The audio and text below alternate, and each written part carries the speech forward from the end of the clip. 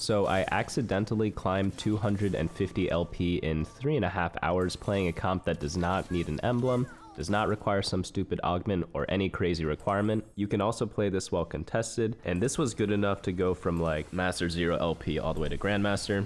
And I guess like I'll start climbing more this set because it's been out for like a month now.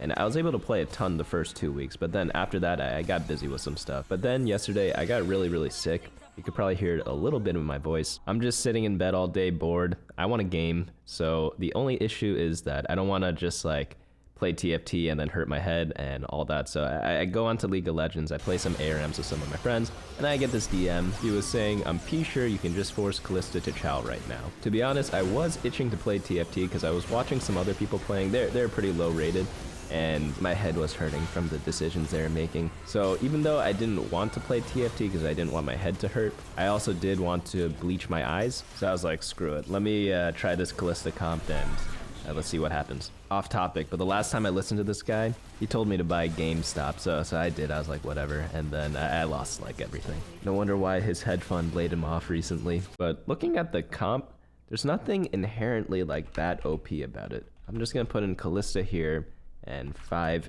Faerie. People are doing the 5 Faerie version more than the 7 Faerie. But you look at the stats here, it's like 4.37. Well, 4.37 is good. It's nothing crazy, right? A lot of things are 4.37. A lot of things are better than 4.37. The thing is, the 6 games I played, and spoiler alert, I went 1-2, 1-1, 1-1, and every game was the same cringe bullcrap comp, except for maybe the top one. You see a Diana 3 there, but I promise you that was a Kalista 3 before, and I turned it into a Diana 3, and I probably would have won with the Kalista 3 anyways. But we'll be going over every single one of these games. However, I really didn't do anything that special, so I don't know what the other players are doing wrong. He didn't even give me instructions on how to play the comp. I just threw stuff into the data machine and like that's it. And if you compare 5 Faerie to 7 Faerie, it's pretty much the same thing, 4.39. But even if you have Faerie Spatula, just do 5 no matter what, because all the Faerie units suck. Only do 7 if you have a emblem and you have Cat 3. Let's get right into the game. I'm gonna be picking treasure golems. 3 champions is fine too. Treasure golems actually is not good for the comp. I just did not know that at the time because I am a little rusty right now. It's probably just 3 champions or anvil buffet, just anvil to hard force, but then other people can hard force it, whereas 3 champions is some econ, and you always want econ when you go a level 8 comp, which is exactly what this is. So the ideal late game team comp is gonna look something like this. So we have Kalista, we have Rakan, we have Milio, and then we also have Katarina, Lilia. So after that, we want multi-striker for Kalista, type in multi-striker over here. We want Hecarim and Camille.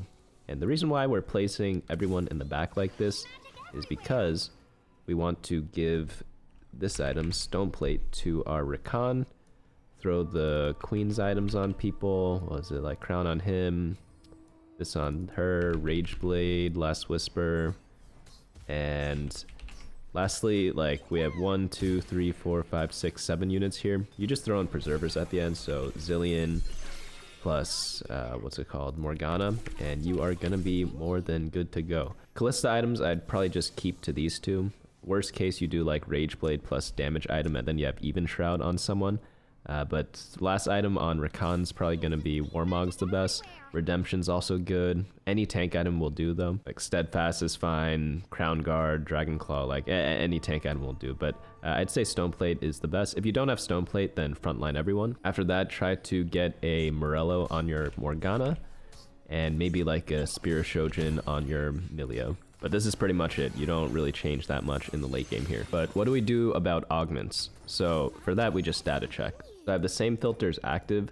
I'm just gonna go to augments, and I'm on teamfight.lol by the way on the Explorer tool. But we're gonna look up Scoreboard Scrapper 3.85, Patient Study 3.98, and Replication 4.66. So reroll Patient Study and Replication. We get Caretaker's Favor 4.38 and Sleight of Hand 4.38. So just take Scoreboard Scrapper, call it a day. The great part about this comp is at the early game, you could play whatever nonsense you could get your hands on, but you do want to fast aid. Fast aiding is the name of the game, and here we're just gonna play 2 tanks and like some unit in the back. Hopefully they kill one or two things, right? But as with every single other comp in TFT, like win streaking, 100 streaking is going to be the best thing to do ever, right? But lose streaking's fine too. As long as you can fast 8, nothing you do matters. But we have scoreboard scrapper, so we kind of want to lose a little bit in the beginning.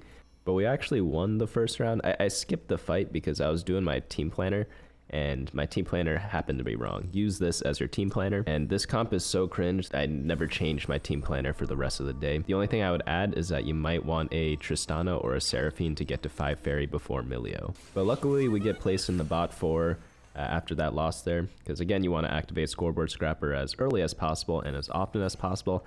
I'm doing a little bit of scouting because this is my first game. I was still going into it being like, maybe I'll play real TFT, flex a little bit. Because I mean, the data says 4.37, like that's not that good, you know? That's generally not hard force this every single game good. But after these games, like it very well might be.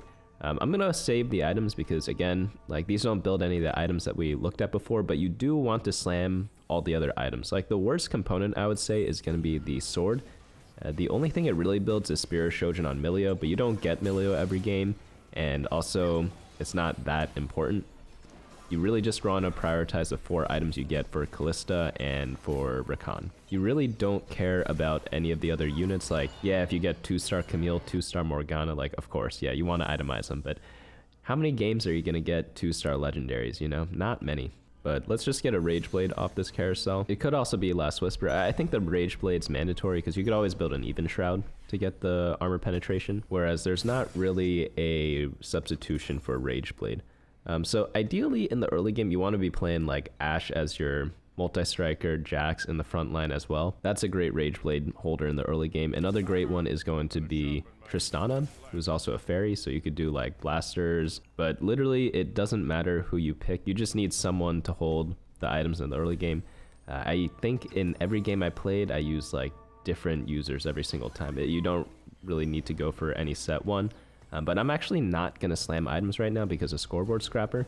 I probably would lose every single round anyways, but it's okay if I get overkilled because I just want to be in the bot 4 for as long as possible, even after I start winning every round. So it is not the end of the world at all if I take too much damage. By the way, this is going to be a very long video, so if you do have questions on like, oh, why didn't you do this, or like, why do that instead of this, timestamp your questions in the comments so that I know where to look. But I'm sure there are plenty of mistakes in these games. Like I haven't played TFT in a bit, playing a comp that I'm not that familiar with. I'm sick right now, my head hurts, my bones hurt, my throat hurts, everything hurts. But hey, like the results still happened, you know? But nothing too crazy is happening in this early game right now. I'm just trying to hard force the multi-striker start and just making as much econ as possible. I'm not leveling up because I have scoreboard scrapper. I want to lose streak. It's just unlucky that we won the first round. I honestly don't know if we beat Krugs here, so I end up leveling up and throwing Tristana in. I'm also just going to slap the Rage Blade on her. We might have won without it, but I didn't want to just ruin my day in the first game, you know? But we end up getting the gold back up to 50, and we also get a rod. We see a Tristana in our next shop. Normally, I always buy Shivanate because it's such a powerful charm, but I'm kind of trying to lose, so I skip it for now. I also don't want to slam Morello yet. Maybe it's fine to slam it, but I kind of want to save the belt to build a tank item for Rakan. But I'm sure if you decided to slam the Morello, it'll probably be fine. We get rocked in this fight, but based on what we were scouting on before, there might be 1 or 2 other Kalista players. That's another great thing about this comp. Because it's a 4 cost, if you get contested by like 1 or 2 players, it's fine. Like it's not ideal, but like 1 contester probably gonna happen every single game. 2 contesters, gonna be rough, but doable. All right, do the same thing as before. Augments, this time we type in Radiant Relics, 4.78. You wanna look at stage 3-2. Support Golem, 3.8. Tiny but Deadly, 4.22. So reroll the bad ones. We get Multi-Striker Crown, and just a no minimum, 4.95. I mean, like, you don't even have to look that one up, right? Probably don't have to even look up Invested Plus. Like, you know it's gonna be worse than Support Golem, but just do it anyways. But just pick Support Golem here. Buy the Bard here, throw it in for Blaster. We have the Tristana, I guess. Like, this team comp is so bad. For some reason, I forget to level up. I'm 16 out of whatever. Like, I do it after the round. Get completely rocked. But we're in really good shape here because we have a lot of gold we're not too unhealthy, and because like there's a reason why we're low, get a bigger benefit out of our augment. It means that once we do hit some semblance of our board, we don't need to hit everything 2-star to stabilize. Like sometimes like half 2 stars might be good enough. But let's put this Mordekaiser in. The blasters aren't really doing that much. I also have Ash Pear, so if I hit her, I want to keep her. And I don't have a remover to move it to Tristana right now. We actually kill a decent amount of units this fight, but we do end up losing. The Ziggs snipes us. But we have to look forward to the carousel because we need to pick up Last Whisper component. There's a bow on Varus here, so I'm going to rush immediately for that. If someone else took that, I would have taken the Karma with the glove. At this point, since it's the first game, I'm like, oh my god, I get a free Varus, and it's like, I'm not going Varus. But it's okay. We can play him for like a round. So I have Copycat. Might as well buy that because we'll probably kill one thing, right? Level up. It only costs us 1 gold if we level up. We could sell stuff if we really wanted to make 50, but you don't have to make 50 here. What people like to do when they level up to level 7 on 3-5 is keep at least 30 gold, and they pretty much do it like 95% of those cases. We get torched again, but that's okay, 5 unit loss. I normally like using Scoreboard Scrapper in reroll comps, but fast aiding, as long as you have enough gold, we have like a disgusting amount of gold this game. It works in those situations too. We take a full 6 unit loss, but that should be the last loss we take because we're about to hit level 8 and roll down. We actually, like, I never like being below 30, but with Scoreboard Scrapper, like, there is a small case of screw it, lose 1 more, maybe go level 8 on 4-2, but like, we have so much gold this game, just do it on 4-1. We get the Last Whisper, that's really nice. We also get some rods. If we get a Morgana, that's really good, but let's do the roll down. I actually forgot what we hit here, but yeah, just buy everything that's in the team planner already. I guess I do pick up the Xerath just because Arcana for a bit, why not? Get the Kalista in. I need to get multi-strikers and fairies in right now, get the crown on her. Do I have the 5 fairies yet? I do, I'm just an idiot and I didn't throw in Rakan, my bad. But for items, we definitely want the redemption because we don't have a single tank item yet. You always want to balance between tank and damage items. So if you build the Morello, 1, we don't have a good user for it. We have an okay one in Katarina or Xerath. But 2, you always want a balance between damage and tank items. And right now we have 3 damage items on our carry, so she's perfectly good to go. So we need tank items after that. So you definitely want to prioritize building the redemption here. But we take a fat L, and here I'm getting scared because we're 21 life right now. But at least we have the 1-star copies of our team and hopefully able to hit some stuff. So I don't have time to do all the data checking, but I'm pretty sure it's just combat bandages here. Like, obviously it's not raid boss. Obviously it wasn't portable forge because we already have 3 items on our carry, and it's really easy to get recon items. You don't really want item augments in this comp unless you are going for Katarina 3, which we are not in this case, because you get the crown and the armor, which means you really only need 4 items, so it's better to get combat augs. And again, we don't want a data check here because I need to do my roll down, put the right team in. But honestly, I think it's fine for me to just roll to 10 here and be done with it. But I think I roll a little bit deeper than that. Let's see how far I go. Yeah, we get that upgrade, but like these last couple rolls, like did they actually do that much? I don't think so. So I think I should have stayed at around 10 gold instead of rolling past that. Because realistically speaking, the only actual upgrade I can hit is Recon 2. And don't get me wrong, that's a huge upgrade. But what are the chances, you know? There are a couple other Kalista players. I believe it's like the multi-striker player, so a little annoying. But it is what it is. We're able to get our first win. We were on a 10 loss streak. We won our first round, then lost 10 in a row. We're at 21 life. But in this next shop, we get Tristana 2. Sure, we also get a Kalista. This charm gets you gold. Sure. You want to run Tristana until you get Milio. Xerath's not in the team planner, but you want to run a Preserver over him. Either Zillion or Morgana. I wouldn't run Bard over him. Bard kind of is whatever. We're going to be facing a Witchcraft guy. And here we'll be able to see the comp really go into action. So again, we just have Rakan in the front. You want to put people around him because he has a redemption. Redemption gives damage reduction to units around them. And they also get healed a little bit. Rakan also has like a AoE shielding ability, so you always want units around Rakan. So here we see the carousel. Probably want either Milio or the Kalista here. Milio to get a better fairy in, but Kalista 2 is a Kalista 2. I don't really care too much about the tier. Stuff you build with tier is Shojin for Milio, Maybe like a Protector's Vow for Morgana, Redemption, which we already have and we don't want 2 of them. And lastly, maybe an Adaptive Helm. I'm gonna slam Shojin and also buy this charm. There's an argument for not buying this charm because it is a little expensive. We're at 12 gold and it costs 5. So you could argue that since we hit Kalista 2-star, we don't really need it that badly. But since we're 20 life, I don't want to take any risks. Let me just buy it. The proper way to play this is to scout all your potential matchups on the right hand side and then decide if you need them after that. We're facing a Frost guy, well, what, Jesus, Frost Crest and then Frosty Frontline. Luckily he's only Varus 1 with 1 item or 2 items, but he does have this Radiant Edge Knight Olaf 2. That's a little bit scary, but we're able to take care of that pretty easily. I don't know if it's just because of the comp or if it's because we have Scoreboard Scrapper. By the way, I make a mistake here, so this is my shop in the next turn, but I really should have rolled until I got a charm, because at 20 life, you do not want to be messing around at that point, because next loss puts you on 1 life, and then there you really have to go all in on everything. So I should just roll for charms every single turn. There's no reason not to. Especially since, like, I'm not realistically hitting level 9. And here, do we end up actually, Jesus, we end up actually winning this.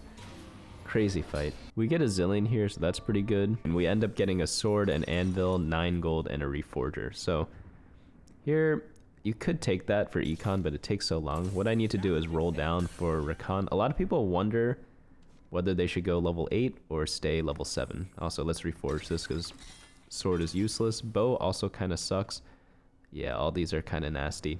I guess you just go Nashers, drop it on Xerath for now, and then swap it over to Milio later. We end up facing a multi-striker guy. We don't really need him to die anymore. It doesn't matter that we're contested at this point because we already hit Kalista 2. That was really the only unit we cared about that this guy was contesting before, but we had so much gold, so it didn't really matter too much. We were probably hitting either way, but we're able to barely squeak out a win this fight with 2 units. Pretty good. Next shop, we get Treasure Hunter. I see people, they bench every unit and then buy it so that they tailor it to whatever unit they want. But whenever I do that, I don't know if that actually works because sometimes it goes to a unit that's on my bench. I'm pretty sure it takes whatever units you had on board last round and applies it to that. You might have to like sell them to guarantee it maybe. But I don't know. I always see very strong players do that. But like, I promise you, I've done it. And sometimes it still goes to a unit on my bench.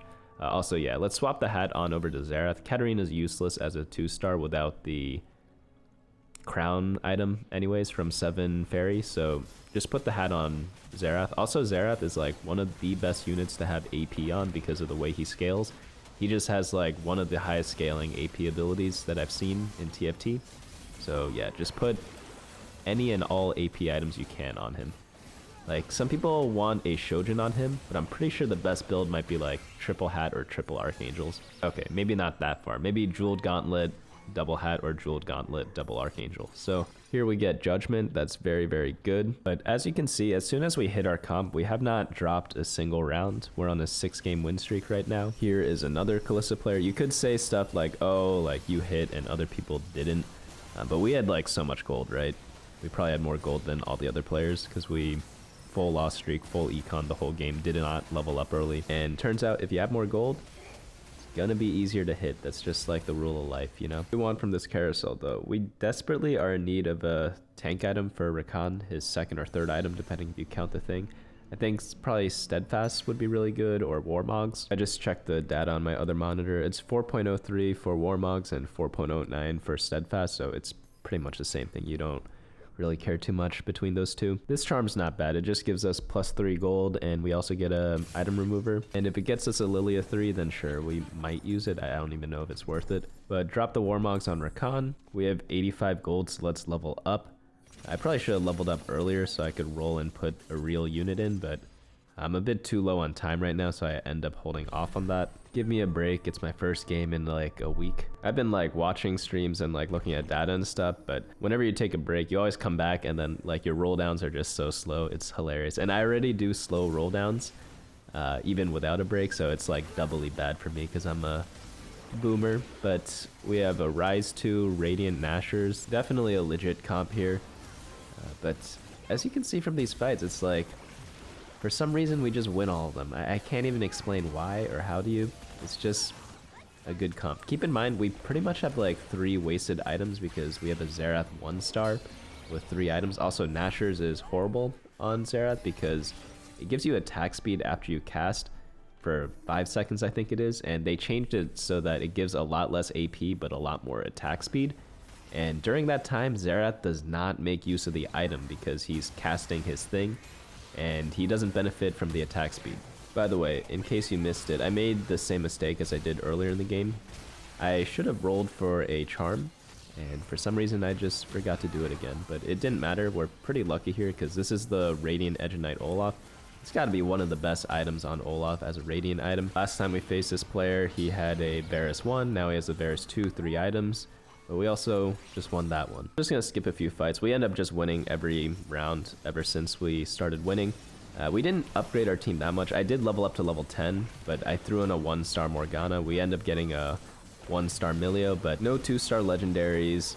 We had a ton of wasted items on Xerath, but at this point, I'm just wondering what like other players are doing differently than me to like not be winning with this comp every time. Like granted, we did hit on a roll down. I'm not gonna say we didn't, but some of these other games you'll see shortly, we only hit 1-star Kalista with like 1 billion gold rolling down, but pretty much the same result still happens. But yeah, I was beating everyone, the other guy FF'd, and we get a first. This was honestly the worst game out of all 6 that you're gonna see today in terms of how I played. We skipped charms a bunch of times. We really just won because the comp is good and also scoreboard scrapper is bonkers busted. But it did make me believe a lot more in the comp, but not to the point where I was like, holy cow, I must make a video about this. And while we were double contested this game, there are 2 other Kalista players. We ended up hitting, so it didn't really bother us that much. But what happens in games where we don't hit till very late in the game, and if we don't have perfect items? That's what this next game is for. So I finally set up my team planner correctly. This is when I actually don't change it for the rest of the day.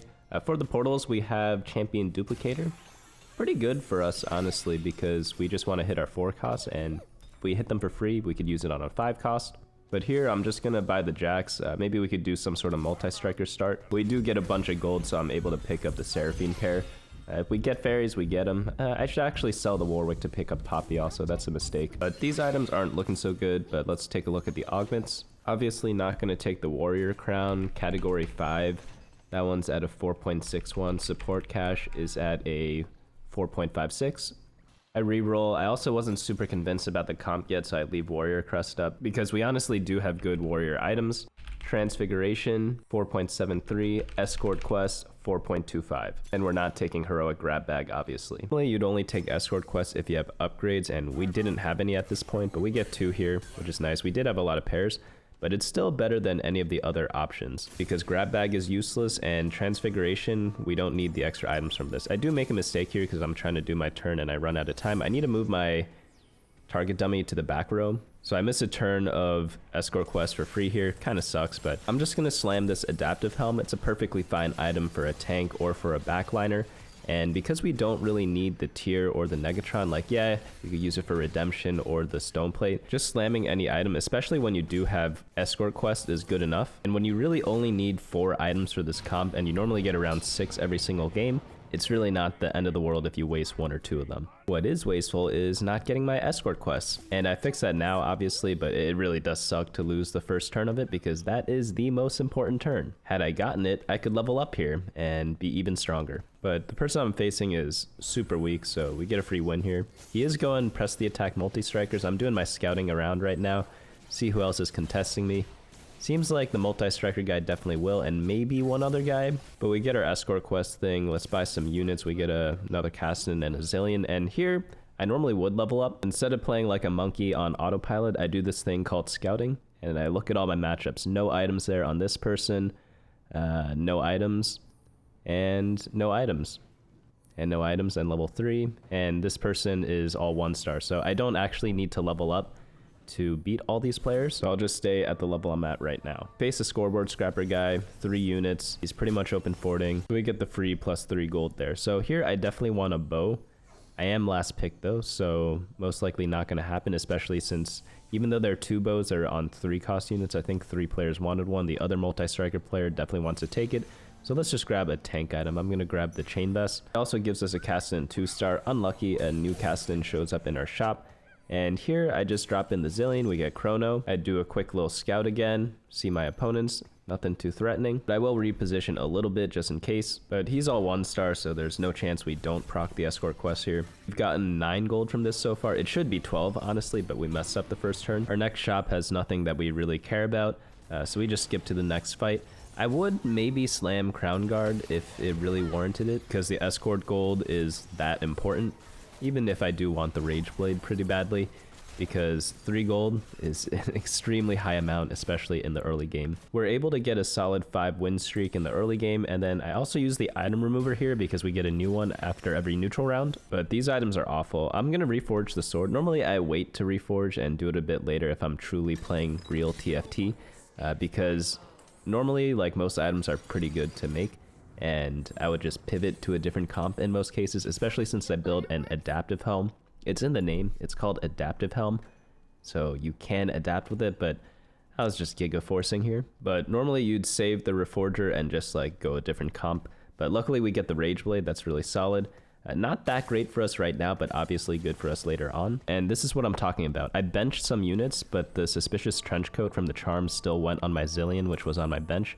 I obviously wanted it on one of my 2-star units. I also forget to level up here for free because I was too busy doing the reforge and then trying to like min-max the trench coat and then getting mad that it didn't actually work. So I get like pretty screwed here. Luckily, I think we still win here. Oh wait, no, we lose here, but we probably would have lost anyways. This guy seems decently strong, so even if we did level up, would have been the same result. Maybe we kill like 1 more unit. New data check time, Pandora's items. 5.09 in stage 3. Immovable object, this one's going to be a 3.91. Blossoming Lotus, 4.76. Invested plus 4.28. Dark Alley dealings, I gotta set the game minimum to no minimum, 4.5. So just take immovable. Immovable always has been just generically good for a lot of things, just like a combat augment. But we'll pick up this Tristana pair, put the Akali in, and set up our dudes so that they all get hit by the Randuins. So, facing off against the multi-striker guy, he has Prismatic Ticket, so obviously he's re-rolling. But even if he's at a suboptimal level, he'll probably still find Kalista just because he has Prismatic Ticket. It just gives so many free rolls that it outweighs that sometimes. We end up winning the fight. We still proc our escort quest, which is really, really, really good. We are for sure going to be richer than we were last game. We can pick up this Lilia here. I'm also gonna switch to Gwen. I'm pretty sure Gwen's just gonna be better than Seraphine. Like, we do have Warrior, and there's no way Seraphine, no Mage, is going to be that great. It honestly depends on what teams you're facing, though, and also the Gwen AI. So, item remover, drop the items onto Gwen. Adapt is really good on Gwen, but obviously the Rage Blade, better things to put on her, but that's all we have. That's one reason why I don't like the magnetic remover changes, because it's supposed to be a beginner-friendly change, and a lot of people probably still won't do things like this, such as putting suboptimal items on a carry just because it's all you have, and it just makes it much more sweaty for other players, unnecessarily, in my opinion. We got torched this round, no escort quest for us. Going into the carousel, what item do we want? We want Last Whisper component, so we're going to go for a bow or a glove here. We did lose 2 rounds, but unfortunately we're still 3rd pick, unlucky there. The bow is on a Fiora forecast, the glove is on a Nami forecast, so high chance we don't get that. If we don't get that, I'll try to get an item that completes what we have unbuilt. We have a extra chain vest, so I want to build the stone plate obviously, but that got taken. So I want the rod here because I want to build a crown guard. I think it's the best slammable item from these options. Pop quiz, why do I want to slam an item so badly here? Why not take the belt, have half a Warmogs or Redemption, and then I still have half a stone plate? The reason why is because I have escort quests, so I just want to slam items as much as possible in the early game. So if that was your answer to the pop quiz, you get a muffin. We're gonna buy the Zillion, drop him in, it gets us Chrono. We also leveled up to level 7, we still have over 50 gold, so that's an automatic level up. Repositioned a little bit, we'll put the escort quest in the corner. We have Randuins hitting everything except for the escort quest. You don't really need it to hit it because it's the last thing that's going to be alive anyways, so it can't do any damage. So it really does not need the Randuin's effect. Unfortunately, I think we lose this one. We needed a Gwen targeting Miracle for it to work, but did not get it. Nothing to buy in the next round. But the good news is that we're facing someone who has 2 item components on their bench and 1 unbuilt item.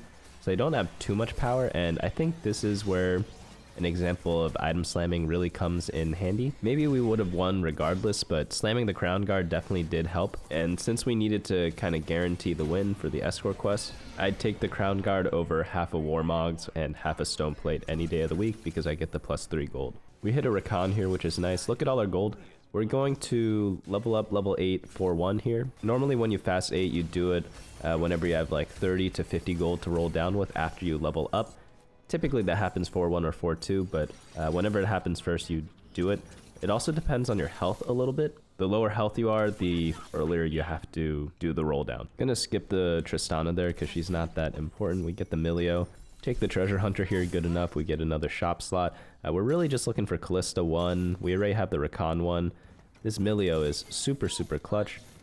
Let's see what else we get. The Hecarim. Yeah, we need Hecarim. I need to sell stuff. I probably should have cleared my board at the start, but it's okay. We don't really have a carry in. We need to also drop in this Milio. We do get the Stone Plate. That's pretty nice. And we get a bow from the neutral round. That's going to be half a Last Whisper. So we're actually looking like we're in a pretty good shape here. We do lose this round because we didn't complete our roll down and we didn't swap in all the correct units. I'm going to scout around a bit, see how many Kalistas are gone. Seems like a couple are, but not the end of the world yet. We take a 3-unit loss. Not bad, but now it's time for augments. We don't need fast forward. I know it's not long distance, so here we have to data check Little Buddies or Inspiring Epitaph. Weirdly enough, these two are pretty much the same, 4.12 and 4.13. But I'm going to go with Epitaph because there's no way it's Little Buddies. If not, the game's not balanced. Because I think they nerfed this one recently, right? And I run pretty much no Little Buddies. It's just Lilia and Zillion. Like, yeah, I have other ones in now, but I'm probably going to replace them later. We get a weird game. We get a Milio 2 for some reason.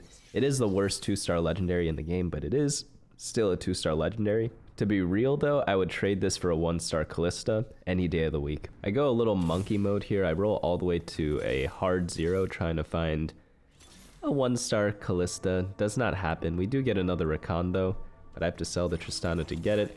I should put the stuff on Milio. I don't know why I put the items on Katarina. And I should just sell the Gwen and drop everything on Milio because you need to play around your 2-stars. And that's my 2-star. So we're facing off against a multi-striker player. Luckily he doesn't have, oh wait, no, he does have a Kalista on his bench. Just not on the board, but he's really going for, I think, Hecarim or Akali. I can't really tell, but he has a Caston 3. We're able to almost win, oddly enough. Wait, no, we did win. We got an escort question. How did we beat that board? I don't even know. Like, I know we have a 2-star Milio, but let's be honest, guys. Like, in a comp where only 2 units matter, Rakan and Kalista, I don't even have one of them, and Milio is essentially a support unit because he gives items to people. I can't really count him as an actual 2-star legendary. But yeah, let's get rid of this Gwen, drop the items over onto Milio, and I need a bench cat. Please bench Katarina. Oh my god, I forgot to bench Katarina and throw the little fairy crown on Milio as well. By the way, the best holder of the Randuin's Omen in immovable object is going to be Lilia, according to the data, because you want real items on all your other tanks. But I could drop it on Morgana for now because I don't have any items for her, so getting any random health on her is more than good enough. But Milio is kind of cooking a little bit, right? I dropped the bow on Milio. I really should not have done that. I also forget to buy a combat charm here, and I think we actually would have won if we bought Earthquake. I ended up buying it for next round. I just took too long thinking about this turn. And I don't know, this fight's so close, we definitely would have won with that, right? The amount of dumb mistakes I could get away with at this rating is actually crazy. Let's get into the carousel, let's scout around a bit. 1 Kalista. This guy's got Varus 2, Varus 2, Varus 1, Kalista 2, so 4 Kalistas are gone. Not ideal for us. We really just need one of them. We really wanted the Last Whisper here, but it got taken already. So we're just going to grab a tier because it's going to be a Milio item later. And we have Milio too, so we should build around whatever units you currently have. And we are redeemed. So Kalista on 4-5, not bad. Let's use the item remover already. Put in the 5 fairies. Put in the 3 multi-strikers. Crown Guard. Yeah, just drop that on Rakan for now. I could always remove it later. It's going to be a Morgana item if I do get like a nice little health item, but because I don't have that yet, I just want to stack my Rakan up. But we're just going to switch all the items over to the appropriate units. One thing I did notice is that these past 2 games we played so far, We have not needed to solo frontline our Rakan like I did in the preview where I show you how to position this comp, because we had the support golem that we needed to surround, and then this game we have the Randuin, so just a kind of funny observation. Obviously, whenever you look at positioning recommendations, always take it with a grain of salt because it doesn't account for every single augment. Alright, that's cheating. This Briar just Prowler's Clawed to my Kalista, so I just died for free. That does not count at all. We get rocked here because of that, unfortunately. Wait, he's also got Yumi too? Holy cow. I thought I was lucky with the 2-star legendary, but other people were too. We both didn't even use our duplicators to get it either, which is the crazy part. But yeah, this game we are just going to use our duplicator on Kalista. I forgot to put multi-striker in last turn. Are you kidding me? Holy cow. The next matchup we have is Nasus 2, Varus 2, 3 items each. We do have the Milio 2 though, right? Like even though we are Kalista 1, Rakan 1. Maybe we can win this. I forget what happens here. I mean, he does have wasted items on Ezreal. It's kind of rough though, because we are grouped up for his Varus. He gets very good hits on us. Like even though we do get the bonus resistances on Randuins, it's not the most friendly thing ever because he just gets to AoE proc all of us. Holy cow. We actually okay, Kalista just sniped him in the back there. What the heck? This is a Kalista 1, by the way. Look at this other player, though. Kalista 2, Rakan 2. Like, come on, man. I'm gonna not make this Zillion, by the way, because I need to hit level 9 to play Zillion, but I can't hit level 9 without hitting my 2-star forecast. And that's like a common beginner mistake or like noob mistake. Not beginner, maybe like a mid-level mistake. You try to go level 9 all the time because you're like, oh, level 9 is better than level 8. You get better rolling odds, etc. But unless you have all your forecasts 2-starred, I generally do not go level 9. We're going to get the Sniper's Focus here because I just want more damage. The Eternal Winter is very, very, very good on Rakan, but I feel like since we don't have perfect Kalista items, we need all the damage we can get. So I'm just going to build the red buff on Milio plus the Shojin. Gives us pretty good utility, honestly. Like, we want the mana regen for Milio, and we also want anti-heal, and Milio does hit AoE eventually, right? But we lose to the guy that has Kalista 2, Rakan 2 with Radiant Rageblade. Yeah. Let's sell these Zillions, make 20 gold, and we need to just roll down for Rakan. We're like pretty low life, 24 right now. The emblem thing we don't care about. 5-7 fairy, no one really cares. We'll get this mana reef thing. I'd say there are two options here. You either want to roll to 10 every single turn, or just roll until you get a charm. The only thing we know for certain is that we're not going 9 until we actually hit Rakan 2. So we clean up this Karma player. Karma is very popular on this patch. A lot of people are playing it. It's very good. We also get the escort quest. Have we been hitting that recently? I've not really been keeping track, but we've got so much gold from that thing throughout the course of the game. It's actually weird how we can't go level 9 in this game because we had so much gold. But yeah, let's just roll. Can we break anything? We can't even build a Last Whisper if we wanted to out of all our item components. That's wild. We did not get a single glove. Next combat, your team, nope. All right, yeah, sure. Temporary declaw. It took me 20 gold to get that charm, by the way. And also no Rakans yet, so unlucky there.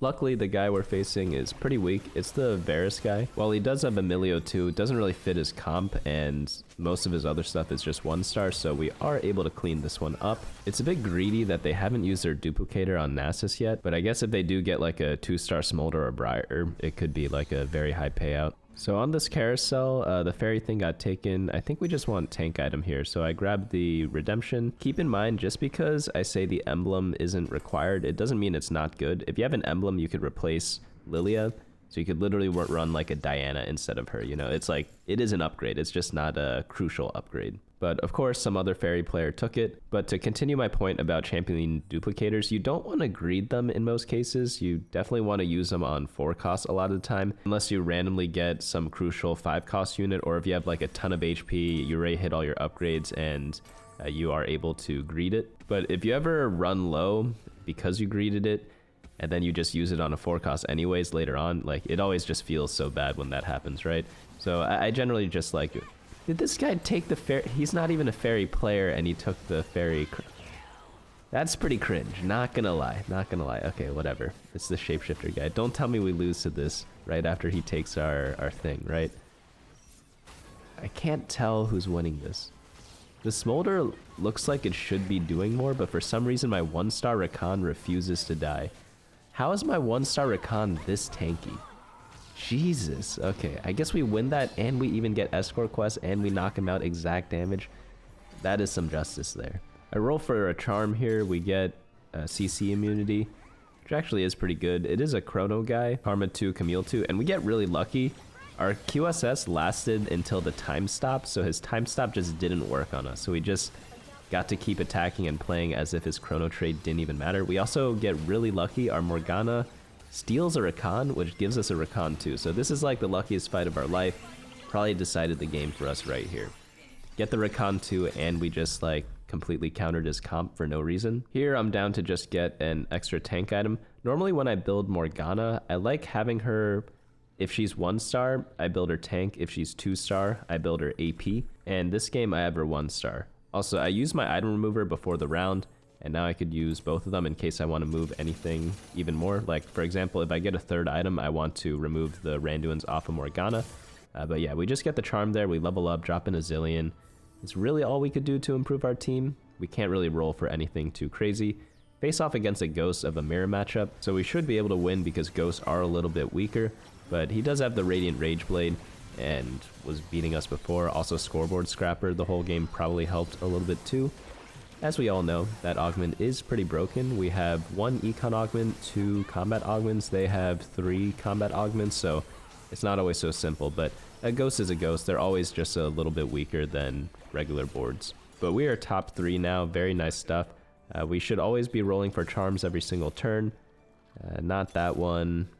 Don't need any of these. I guess we don't have Lilia 2 yet, but let's keep rolling a little bit. Treasure Party, yeah, sure, why not? This is actually really good because we have Emilio, so you want everyone to be full of items. The only tricky part about positioning this is that we want the Jax to die early. The only issue is that we also want the Stone Plate to be targeted on a Rakan. So we kind of have 2 things that we want targeted. But for some reason we face the same matchup again, and the Radiant Rage Blade is a little too much for us.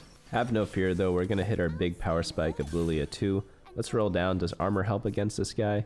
A little bit versus Camille, nothing crazy. We could find a better one. Oh, Tremors? Hell yeah, that's probably one of the best things we could get. That charm is completely bonkers busted in my opinion. Like, holy, it just stuns so many times. By the way, in the late game, you shouldn't try to get escort quest value. I forgot to do this. You should just put your training dummy in the front line because you want it to get targeted, because you don't really care about the gold anymore and you want it to take damage instead of your actual units that you care about. But lucky for us, we win despite all of that. The Camille ends up getting targeted by the Kalista, and we just eat up the Karma just like that, and we even get the +3 gold. But yeah, I'd rather the escort quest die and have it in the front line, especially at that amount of health though. Here, the items, none of these really help us. I guess we could like double Shojin the, what's its name? And then put the adaptive on Morgana. I don't know. Those are just overall some pretty mid options, but it's not horrible, I guess. But we can swap this Camille in. Let's roll to 0, get a charm, whatever, and hope for the best because we're in a 1v1 scenario against the last person. Another Camille, and nothing. It's okay. So drop double Shojin on Milio, put the adaptive on maybe Zillion or something like that, and we forget to move the training dummy. But I mean, this person beat us how many times this game? Like 5 times? It's pretty rough out there. But maybe if we put training dummy in front, we could, I don't know. The thing is, Kalista does like fake AoE, like she's multi-target or whatever, so we might have just lost anyways, but the training dummy in the front definitely would have helped a lot. Yeah, no, it kind of died semi-early, right? Like our Rakan just gets eaten so quickly. Yeah, this was not even close. But second place isn't bad, right? Considering we hit Kalista 2 very late. Like this person hit it in stage 4 early, 2-star everything. So I am more than happy about this result. Now is the time where I really start to believe in the comp, and the next game shows how degenerate it can actually be, because I get a great opener for a different comp with perfect items for a different comp, but I committed to the video. I said to myself, screw it, let's just keep playing this stupid Kalista comp. Maybe we could just go to GM with it. So the third game is all about just super hard forcing and not caring about any other signals, even if we are getting them. Literally, it's like if like 5 supermodels hit on you, but you're still going back to your childhood crush. That's pretty much what the next game's all about. So over time, you should memorize all of these. That way you don't have to data check all the time, and then you could just focus on playing TFT. But the first one we have is Silver Veil. This is a 4.33. Placebo is going to be the next one, 4.45, and Good for Something. So we could also use our brain, and we're just trying to fast 8, and that means we just need gold, and good for something just gives the most gold. So oftentimes you don't even need to data check, but I'm just doing it for the sake of the video. Help is on the way, 4.37. Golden remover, that one's gonna be 4.57. So just take good for something. See, look at this. We have 10 seconds left on our turn. It's not that much to make actual decisions, but let's just econ up. Some people might level up to get more value out of good for something, but you have to think about it this way. We're gonna lose anyways because we're not gonna slam any items, and we get a guaranteed 1 gold from the interest, whereas it's only 40% from the extra unit dying. Granted, we might kill 1 or 2 more units, so there is a trade-off there. I'm not saying always do one thing or the other, but it's just something to consider. Another thing with the data checking is that they are heavily skewed. For example, good for something is great for flexing into a fast 8 comp, but those were my words, right? Flexing. We're hard forcing, so the data looks a little bit better for the Kalista comp, for example, because oftentimes you're gonna go into that from good for something from a good spot for Kalista, not necessarily because you're planning it from the beginning. But over time, you'll learn to make judgments on knowing when the data is skewed and when it's not. Another comment is that you definitely want to slam items that belong in your comp as much as possible, but in this case, since we have good for something, I don't want to slam the stone plate yet. Typically, if I'm able to build 2 items on someone, I'll do it, because sometimes you don't need to do a full lose streak. Sometimes you want to just like kill a bunch of units, or even win 1 or 2 rounds. The saying goes, there's more than one way to fry a fish, there's more than one way to play good for something. But let's get a bow off this carousel. There's one on the Shyvana right there, so that's completely perfect for us. Here we don't really see anything that interesting in the shop. We'll probably use this de-hance thing just because it's free, and we'll probably level up, get an extra unit in, and we'll probably make interest to 30 gold anyways. We actually end up taking a perfect loss there from this Galio. Thank you very much. We get some gold, get up to 30. Very nice stuff. Wait, oh my god, our Zillion actually smurfed it. It's actually a bad thing that he did, but it is what it is. I mean, we have no items on our guys. We're all 1-star. Even though he's also all 1-star, he was level 4, but he built 2 items, so I'm actually surprised that we beat him there. But finally, now is where you see what I'm talking about. Like, if we're just playing regular TFT, human TFT, we have a tier, we have a bow, and we have an early karma. What comp should we go? We even have a Zillion to pair with a karma. I wonder, should it be a karma comp because karma is really good right now also? Probably like one of the most popular 4-cost comps? Nope. We are gonna keep going Kalista because I have a mental disorder, and we're just gonna go for that. Like, even if we got dropped specifically blue buff, red buff this game, we're still gonna go Kalista because I already committed to the thing. But this is where like human TFT versus non-human TFT makes like a big difference. But it is also an example of why both ways work. If you really master one comp, you can climb with it to like pretty much any rank you want. I always get comments about people not believing me and saying like, oh no, like in this new set you have to flex, or you have to play around this, you have to play. I know people who get to like top 100 just doing degenerate stuff, and it's like, I think getting past top 100 you need to actually play the game, but before top 100 you could literally just tunnel vision one comp every single game and really learn the ins and outs of that comp and climb. Are you going to be top 100 like the guy I'm describing? Chances are no, but it's still possible, and also you could still get to probably whatever rank you want, so that's some good news there. And here you see it, we have a Shojin and a red buff for our karma, but I'm gonna choose not to see that because I see half a Last Whisper, half a Rage Blade, and I'm gonna leave a lot of items unbuilt. So we're probably gonna build the stone plate. You could build maybe the adaptive, maybe the Shojin for Milio. We might just build Shojin for Milio later and just use it right now to kind of stabilize. But now is around the time where you can ditch good for something. But now onto augments. Don't need to data check the left and middle one. But now we don't need to check the left one. We just need to check Martyr and Raining Gold. Martyr's 4.19 at 3.2. Raining Gold 4.29. And then Stand United, that's going to be 4.35. So just take Martyr. But see, we didn't really need to do that deep of the data check on this one. And like Raining Gold's going to be a bit worse anyways because we already have one econ augment, so we want the combat one instead. But let's buy the stuff in our shop. Let's throw leftover items onto our other people, like the random components.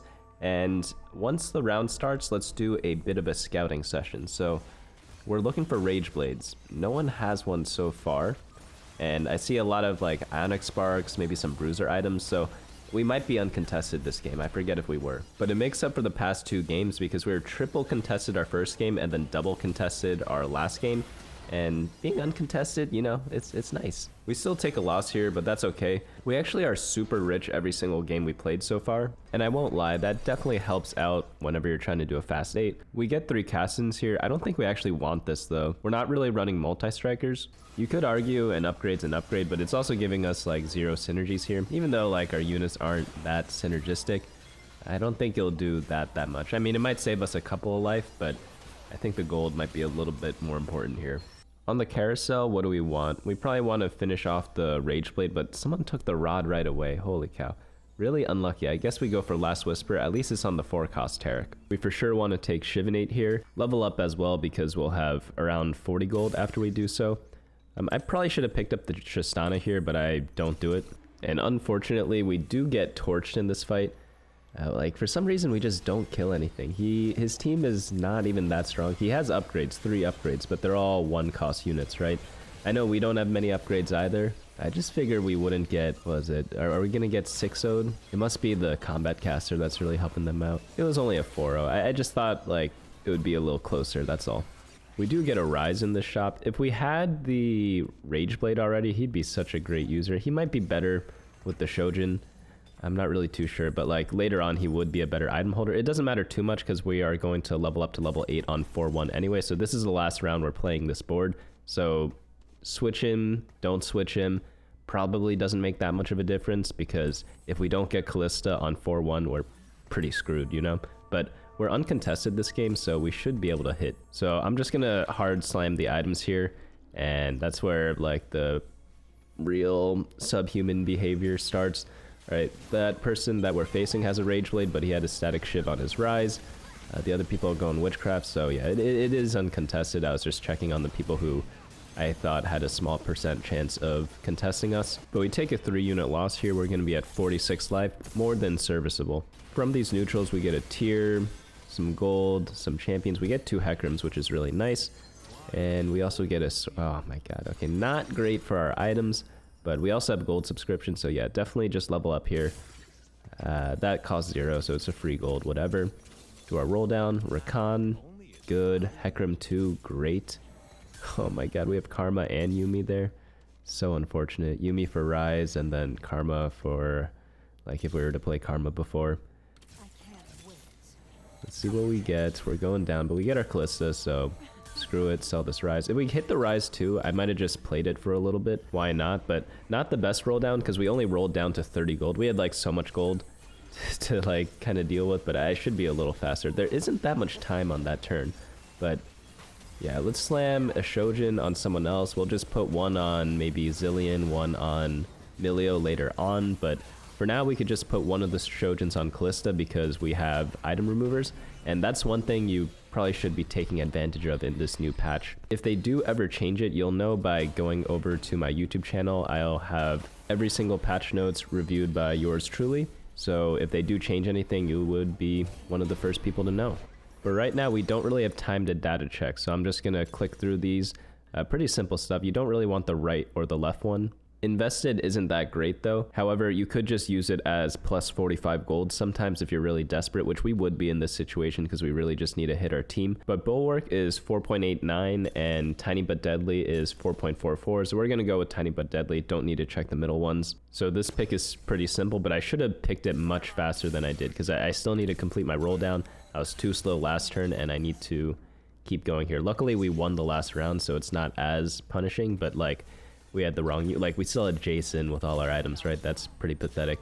Oh, nice. We had Camille. That's good. Drop the items on Tarek. Do we have Rakan yet? I forgot if we got him yet. We do have Rakan. Okay, maybe I should be putting the tank items on Rakan instead of Tarek. But we're going to be selling Tarek anyway, so it doesn't make that much of a difference. We need the 5 fairies. So we need Tristana or... What's her name? The mage 1-cost Seraphine. And that's why we should have picked up the Tristana a long time ago that I was talking about. I don't think it would have cost us that much interest, if any. So there's pretty much no reason not to pick it up. Next shop, we have this Katarina. Sure, buy that. We also have Rite of Speed. Yeah, just take that. And we still need to roll more. Oh, I skipped Tristana. I wish I could add one more unit to our team planner. Remember how I said at the beginning of the video, if you could add one more, you add like Tristana? Because I really just needed that last fairy. Luckily, I found the Seraphine, so I'm going to keep her until I get Emilio. There's another Camille. It's a really expensive bench that we have. I don't think we have enough gold to go for this Katarina. Also, no items for her.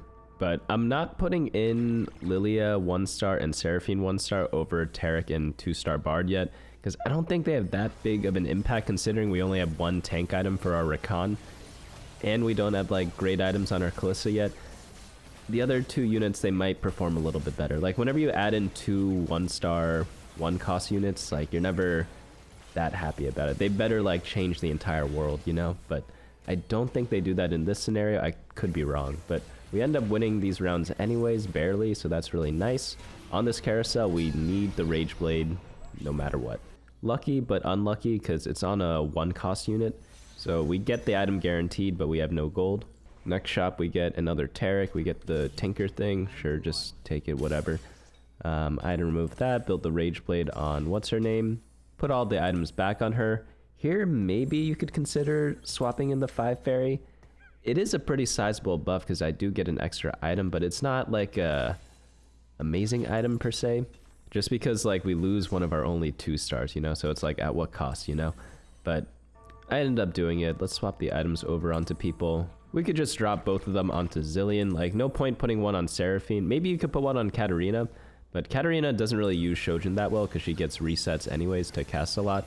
So she really likes AP more so than like mana items. That's why like you don't typically build mana items on your Katarina. But were we against Ezreal, Hui, Blaster comp? Are we able to beat this with this crap board that we have? There's no way, right? Yeah, we get toasted here. It's fine. Like we won 3 rounds in stage 4 with this dog crap board. We were bound to lose one of them, right? Considering we're all 1-star, like I'm more than happy with that, and like we have 2 useless items. We end up facing 2-star Nasus, 2-star Gwen here with Blacksmith's Glove. Pretty powerful team. Also, they did not really have any econ augments. They had the help is on the way item. So we get pretty toasted here. Was it a 5-unit loss? And we're at 23 life now. Not looking that great for us. Considering we were uncontested, that was like a pretty bad roll down at the start of the stage, but we do get Morgana now. Let's use our item remover because we get a new one every time. We get some gold. We don't even need specific items anymore. I guess I'd build Morgana items so we get a Morello here possibly. And yeah, we'll just throw the Shojins on Milio. It's really good on him. So let's level up because we had 98 gold. Normally I say like don't level up, but if you can level up and have like 30 plus gold to roll down with, like just do it, you know, even if you don't have the other guys yet. Just know that there are always exceptions to rules that I say or you hear other people say. All right, there's Emilio, replace the Tristana, and now our team is looking not bad. Oh, we also have to finish this Rakan item. Let's pop this. What do we get? I probably want the Chain Vest so I could build like double, what do you call it, on my Rakan. Wait. Okay, that's fine too. Morello's fine too. Maybe I wanted double stone plate though. I think that would have been a little bit stronger. But we are facing off against another Nasus player. This guy only has Gwen 1. Doesn't seem like he has too many upgrades. We should be able to spear this guy down. It looks like it's a pretty easy fight. Did they have Fiora too?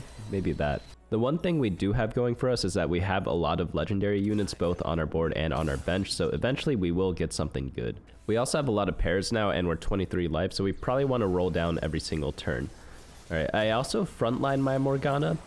That way she hits a few more units with a Morello. Sometimes I second row her, sometimes I front row her. It kind of changes depending on my mood. But we do get really, really lucky here. We get a Chain Vest, which allows us to complete a second stone plate on our Rakan anyways. That was from the little charm that we bought. So again, we should be rolling at least for a charm, if not for the other stuff. We don't really need to reconstruct anything, but I do try to go for a better item on Milio. So I buy this, make a 1 Shojin back again, but reforge the sword. Because I could either get a tank item for Morgana with the other tier, or a better tier item for my Milio. Unluckily, I get something worse than what I had before, but that's the risk you take sometimes. So there's no real good blue buff holder on this team. Like Zillion doesn't really, I'm like checking their mana by right clicking everyone right now. So just drop it back on Milio, get him to cast as fast as possible because he gives a lot of power to the rest of the team. But sometimes you get lucky, sometimes you get unlucky. You can't really look at it from a results-oriented perspective when you do things like that, because I feel like most reforges would have been much better, because I think just having one Chojin is good enough on Milio if you could get like better items on Morgana, for example. Like if I had a tank item like Protector's Vow on Morgana, that'd be so nice. But holy cow, we win by the skin of our teeth there. Normally in the late game, I like picking up Giant Slayers, but I think we just want the Morgana 2 with the Hodge. Hodge is a perfectly fine item on Morgana, but most importantly, like Morgana 2 with a semi-usable item, more than good enough. Getting Rakan 2 is very, very clutch. Then we also get Scrappy, very nice. And even though we do have low life, we are guaranteed 5th already, and we've pretty much hit our board. This is like, we're not going to get that much stronger than this, right? Like we have 2-star Kalista, 2-star Rakan, we have the 2-star Morgana, and I guess like Milio, Camille would be the only upgrades, but we don't have Camille items, only really Milio items. But of course, like Milio throws out items to Camille, so you could argue that kind of does that. Ryze is a scary matchup because he can hit our backline, so normally people get hard stuck on Rakan, but units that can weave around that can be pretty annoying. So temporary artifact, sure. What do we get? Innervating Locket, great on Morgana. Now we're against 2-star Rakan, 2-star Nasus, 2-star Fiora, 2-star Karma, 2-star Gwen. So pretty much like fully upgraded that Flex Fiora board. And if Fiora had items here, our Kalista would have just been completely wrecked. But luckily, she only has a red buff in QSS. So we get pretty lucky there. Also, like targeting probably helped us a ton. But we're able to win this round and knock this other player out and get a 3rd. Off the dragon, we definitely want a 3rd Morgana item, so after we pop that, Vow or Death Cap, both builds work. I think since we have the Hand of Justice, we want to do a little bit more damage, so just get the hat, throw that on Morgana, and let's look for a charm here. Mana Read, good enough. Getting Camille would be cool too. Milio, perfect. After hitting that Milio, I probably would have rolled to like maybe 10 before, but after hitting the Milio, I'm going to go to a hard 0 to try to hit either Milio or Camille. And here, one min-max you could do is item remove the Morgana and put a Hand of Justice onto Camille. The reason why is because Milio throws out items to units with an item already, so they'll get to full items faster. That way I don't waste items by throwing them on, like, look at this. It went to my fucking Katarina and Lilia. Like, do I really want that to happen? Instead, I could have made Milio throw items to Morgana and Camille, and then Camille plus a random unit after that, which would have been a ton better. So I could have done that this round. I'd do it eventually, but it's always good to do it as early as possible. I'm also guessing that's why people watch my videos, because those are kind of tips you don't really hear about that much. I'm not saying it's like secret knowledge or everything, but if you just don't know, you don't know, and now you do. So Earthquake, great. I'm going to scout first to see if they have the augment that gives them CC immunity. Another very good late game tip. Let's say if you haven't heard of one of those, you have to subscribe, and if you haven't heard of either of those, you have to go to the website bunnymuffins.lol and share it with all your friends who play TFT. That's the deal we have. All right, so we're facing off against a ghost. That's really clutch. Wow, Briar 2. I guess I hit everyone 2-star also, so my team is technically stronger than his. We have 3 2-star legendaries now. I don't see how we could lose at this point because, I mean, it's just so much. So unless someone hits something crazy, like, we should just win the game. So here's when you should start scouting other teams and see what units you can steal from them, because we're probably not reaching level 10 because it's a little too far away. But yeah, I do the little trick that we talked about before. So we'll watch this next fight closely. Oh no, he has a dragon, if I saw that correctly. Dragon's very powerful in the late game. I'm just trying to put my Rakan in front of his carry. I could also do the solo frontline positioning that I told you about before. Sometimes I do in the late game, sometimes I don't. In the early game, I would almost always do it with a stone plate, but that just didn't happen this game. So let's watch our Milio, see where he throws the items. And let's see if my myth actually worked. Yes, it does. So now my Camille and Morgana get first dibs on items. On second items, my Camille gets another one. And yeah, much more efficient use of the Milio, right? Instead of just throwing to 2 random allies, I get it on my 2-star legendaries. Like, fantastic deal. Is that the deal breaker for this game? Maybe. But one important thing to note is that my opponent is going for Ryze 3, so I should be picking up Ryzes in my shop. So, okay, here, no Ryzes, great. We probably want a Camille item, so I'm just going to go for a Guard Breaker. The reason why is because even though Jeweled Gauntlet, very good for Morgana, I want to minimize the time it takes for my two 2-star legendaries to get to 3 items, and if I get a Camille item, Milio only needs to cast once to give everyone their items, because I don't care about any other units. But let's roll down, try to look for the rises, because like I don't want them to go for it. Also, we need a good combat charm. Leadership is okay. If it was earlier in the game, I'd probably take it, but I want something better in the late game, because that's more of like a permanent advantage, but I need immediate power right now because I'm fighting for 2nd place. And man, I face one guy, he's got a dragon. I face another guy, he's also got a dragon. That's really not a fair matchup, but it's going to show you how powerful this comp is. Like, they could have the dragon, and it doesn't matter, because for some reason, this comp is just really good whenever I played it that day. And I don't know what other people are doing wrong with this comp when they play it. There was the other game where the other winner was the same comp, but I don't think the comp's even that good.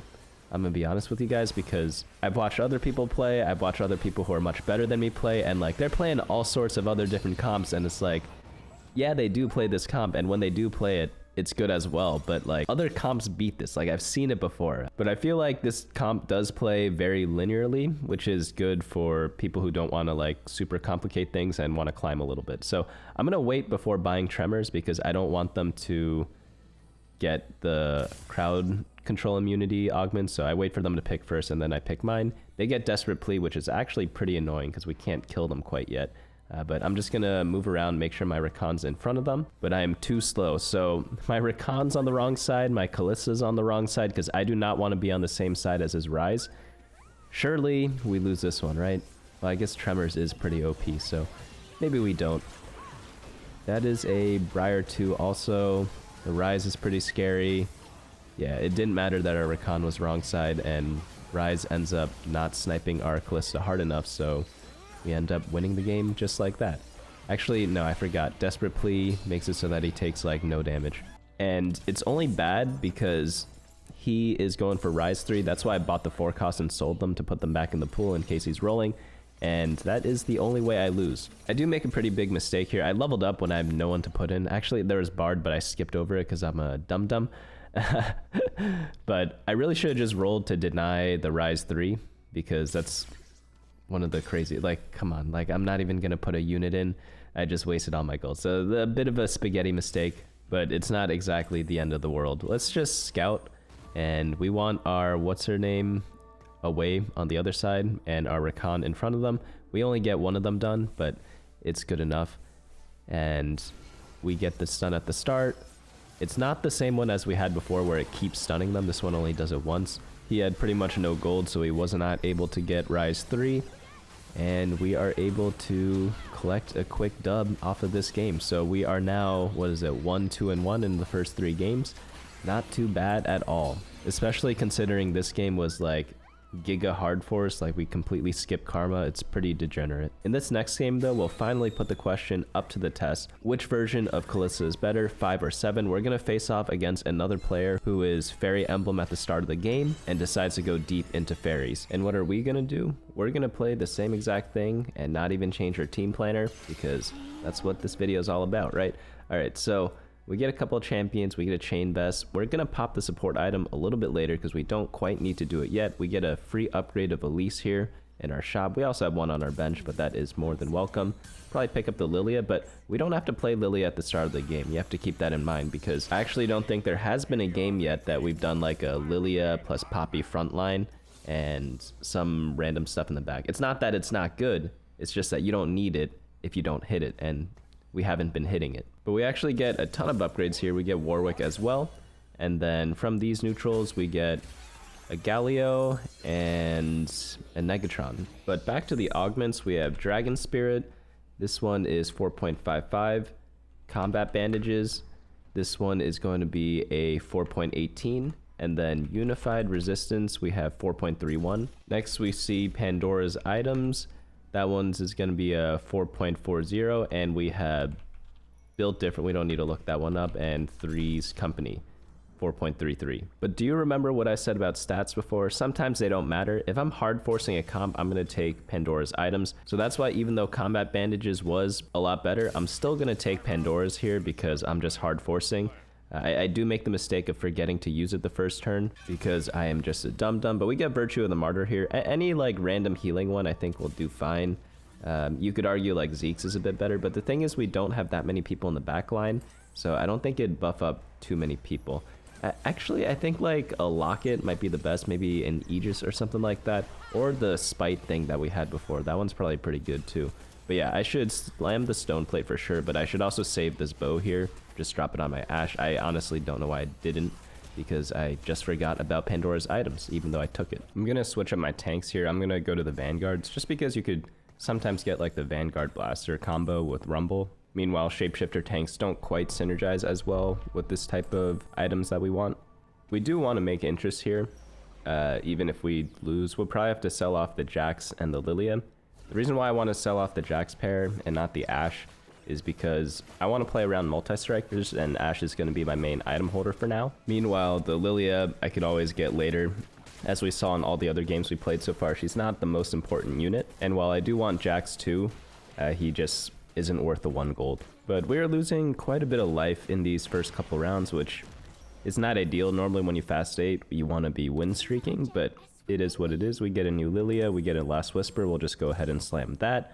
On this next fight, we want to be scouting around, and we saw 1 Rage Blade on the bottom left. We see this person's going Dragons, Blitzcrank, and then we saw someone with a Faerie emblem. I know it like switched there really quickly, but someone does have Faerie emblem at the start of the game, so there's going to be at least 1 contester, if not 2 of them. But I really am hoping that the other person is going Rise. On this carousel, I'm just going to go for a highest cost unit. Hecarim with a belt sounds perfectly fine because we want the Hecarim anyways. You could argue we should take a bow so that other people can't get the bow items and maybe are less inclined to contest us, but I think the trade-off's fine. Getting Hecarim here allows me to get 3 multis in, and he's also just a good unit in general for the mid game if you want to stabilize there. In the next fight, this is the Faerie guy. He's got it on his Warwick with the Rage Blade and the Crown. We definitely get rocked in this one, right? We don't really need to watch too much of this because he is also level 5. He's got the upgrades, and we do have a 4 loss streak, so we probably do want to lose this last round. We'll just pick up a couple random units here. There's the Ashe too.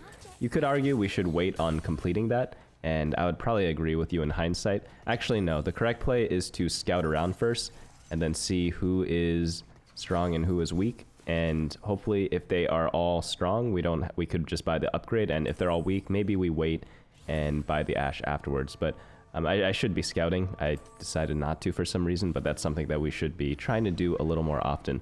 So we're facing a guy also level 4. He does have a couple of items slammed, but 2 upgrades, one of them a Nunu too, so we get a little lucky there, so we get a free lose streak because we faced him. But I really should be scouting. It's like one of those mistakes that seem small but are actually pretty big, because 5 loss and having no streak is definitely a big difference, because I'd be at like 78 life with a win here potentially, and I'd have a lot less gold. Instead, I'm 73 life, which pretty much is the same, but I have a ton more gold instead. So we got a couple items and a bunch of gold. We get this charm here. We should level up here. Who should we put in? We don't really have anyone that important. We'll just drop a zillion in. I guess it gives us chrono, right? And here we could decide what items we want to make. So Redemption's good, but I probably just want to save the belt. I want to go perfect items. I think Warmogs is a little bit better, and then Redemption later in the game is really good. But I also really need this Rage Blade, because that's like the most crucial item in the comp. So maybe I just save the belt and roll 3 items. I think that would have been better instead of rolling all 4 items in hindsight. But we're facing off against a mage player, and wow, that Seraphine, she actually carries pretty decently in the early game. Anything after that, she's complete garbage in my opinion, but in the early game, she's very good. But at least in this current patch, I don't know when people are going to be watching this, but we take a loss there. This loss is honestly fine because we are on a big lose streak, and in the early game, trading health for gold is pretty much well worth the effort most of the time. And since we are low life, we don't need to data check here. Like, if you are ever low life on stage 3-2, Tiny Titans is the best augment every single time. It's literally what it's made to do, and it's been in the game so long, so you could assume that it is balanced, so that when you are able to meet the requirement of making it good, which is being low HP, it should be very good. Same with Young, Wild, and Free. If you're high health and Young, Wild, and Free is an option, like, always take it, because it's literally balanced around those conditions. And as much as people, including myself, like to rag on the balance team a little bit here and there, it's like, some things are pretty balanced. We get a nice little zillion 2 here, not bad. I don't think it's going to change the result. Essentially, we just have no frontline, so that's why I'm trying to buy other frontliners right now, but we do get the Rage Blade, which is pretty good news. Sword is useless, so we'll let that roll. What are we against here? We're against Zac Attack Blitz with 2 stone plates and Find Your Center. Yeah, we're not winning this one, right? Doesn't really matter what his backline is. All I know is that we're not winning this one because, holy cow, that is a very strong start. I'm surprised he doesn't have 3-star Blitz yet, though. Normally, they get it around this time. So on this carousel, we're dying for this Kalista, but the person with Young, Wild, and Free takes it, so very unfortunate there. We could just take the Nasus or Tahm Kench, just anything with high gold cost because we have Pandora's items. But Nasus is especially good right now because we have a Swain, so we could pair it up together. Another good news is that we do get this Warmog Stone Plate. Absolutely big stuff. We're gonna item remove, put it on the Nasus instead of the stupid Lily that we had before. And we are facing off against the Fairy guy. This fight is actually super close, despite us seeming to be a lot weaker because we're focusing down the Warwick, but my Ashe just isn't barely enough to kill the Warwick. Like, they get on each other and man, it's like I just needed like 1 more second of DPS, maybe some multi-striker procs, and then we get that win. But unfortunately, we lose against the person that is contesting us. You never want that to happen because you always want to beat the other people who are going the same stuff as you, right? But technically, he should be the one mad at me, not me at him, because he took Faerie Spat on 2-1, and I'm purposely contesting it because I said I would do so before the game even started. Not his fault, you know? But there's a team planner. Haven't changed it since, what was it, like game 2 or something like that when I figured out how to play the comp. And here's the other person who could possibly contest us. It's a multi-striker guy. So 2 people are contesting us, but you might notice something already. And that is we have a lot more gold than them. They're both level 6, 50 gold. And what are we right now? We are at like level 7, like midway through level 7 with like 70 gold after the neutral round. But we had 50 gold before that. So we're like a full level and a half above them. So let's do this roll down right now. We picked up the Tristana. That's the only unit we really have to watch out for. And then we get the Kalista. We get Hecarim. It's like we just get first dibs on everything. And that's how we're able to hit much easier than they could. And let's see if we could fit everyone in. There we go. The 5 Fairy. Drop the crown on her. Get the Rakan up front. Throw all the crap on him. And we're going to be a little bit late on the items, but I think it's going to be okay. Actually, no, we get most of them on in time. And then these other items, I think I do want to slam the Redemption. Like, yeah, I'm going to throw it on Hecarim because Redemption, we talked about it before. It's a very useful item. Morello, also really good. But the thing is with Morello is that I only want it if I have Morgana. If I don't, it's not really that necessary. Like the Redemption would have more impact.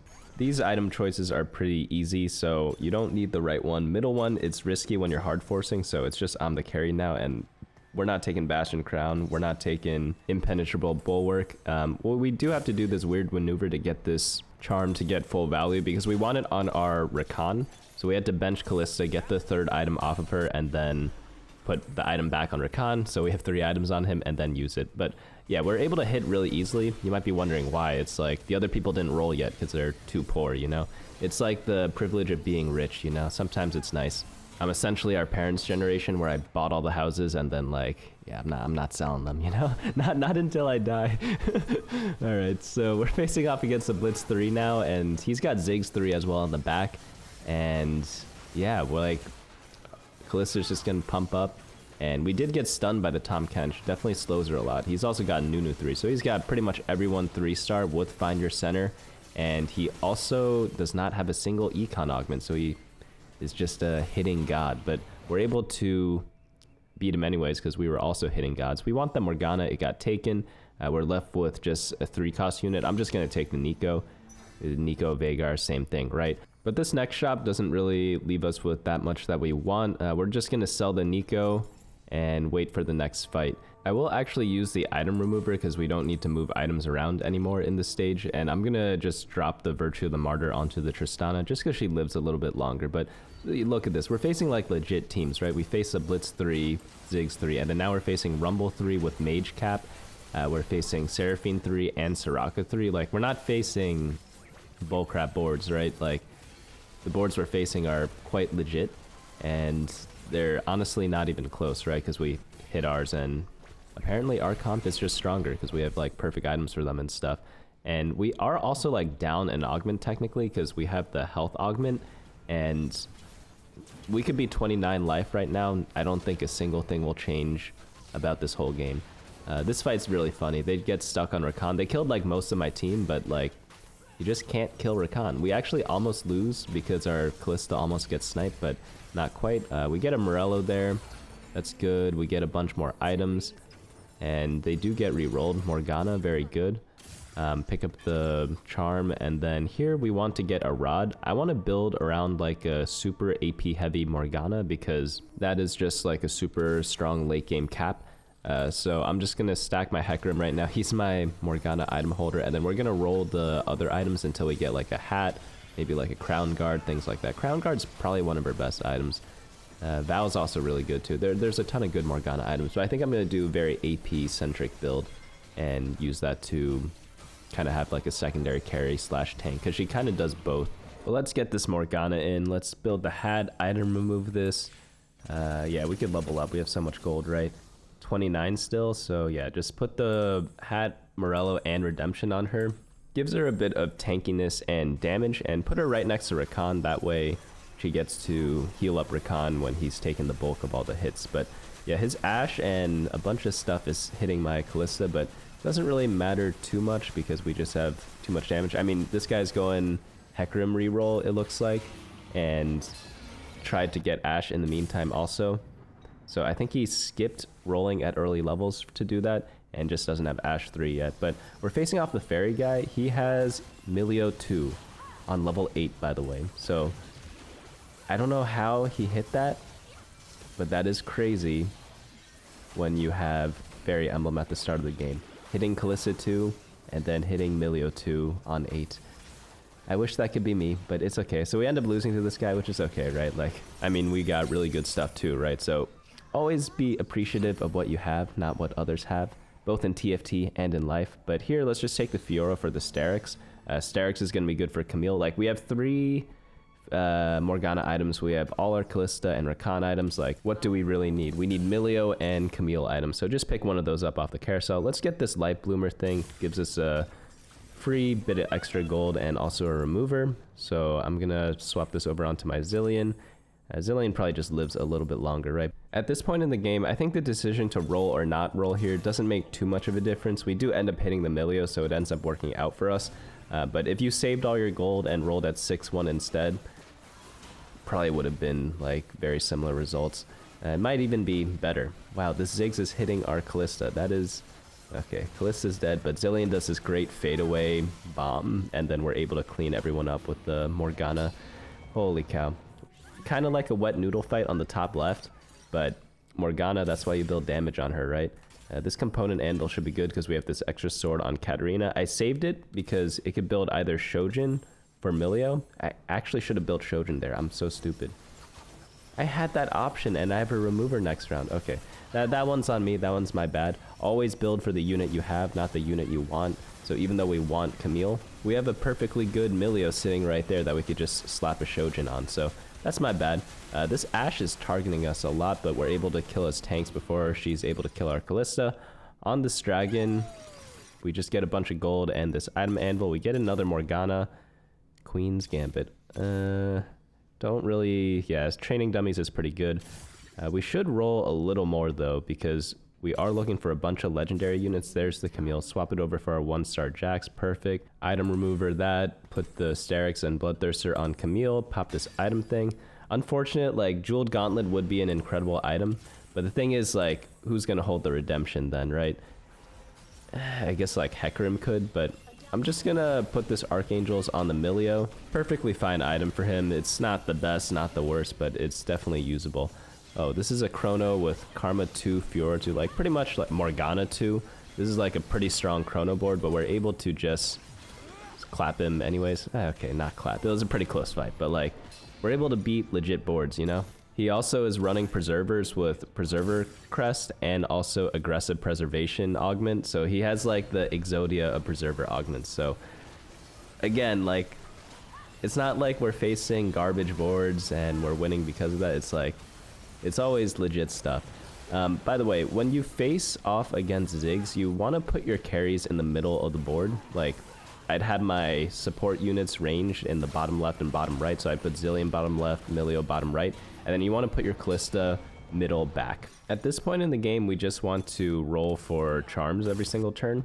That way we just get like a small combat buff. We're against a ghost right now.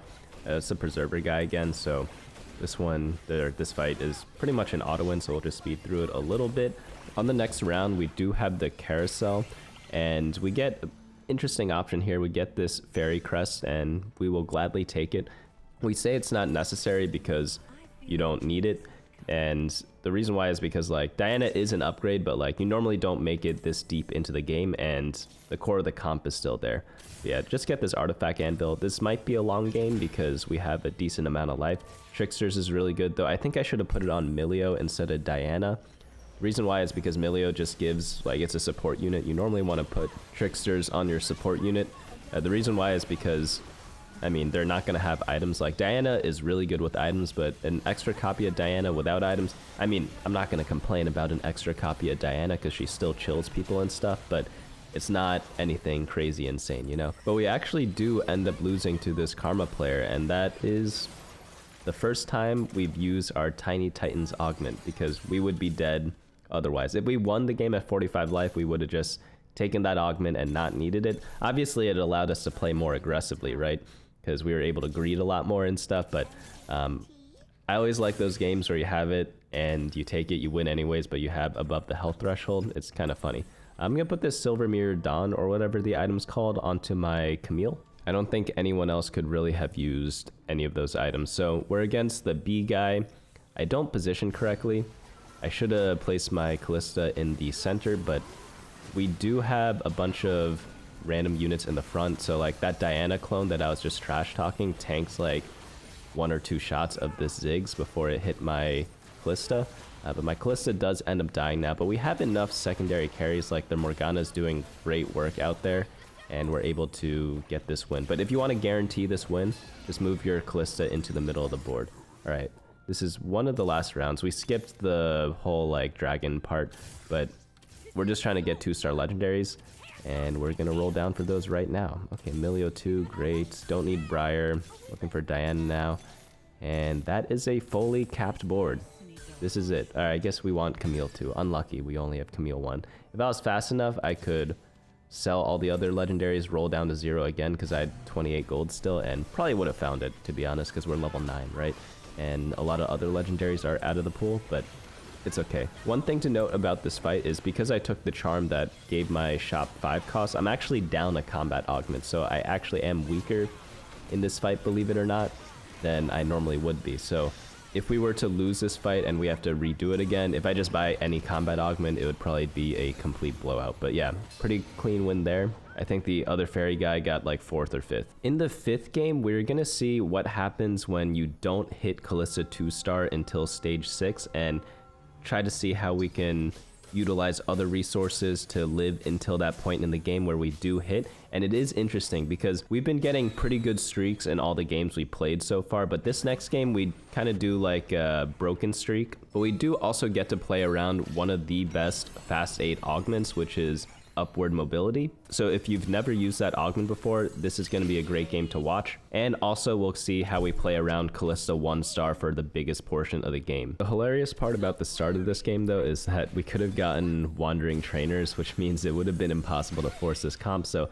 a lot of people love voting for it, but I don't like that portal personally, but thank God it didn't happen, because for this specific style of play, it is completely awful because you have to play whatever emblems are given, right? And you can't really do that if you get wandering trainers, right? But this augment round was really easy to do. Upward mobility is a no-brainer when you're doing fast 8. All the other options there, like, you don't even have to data check them.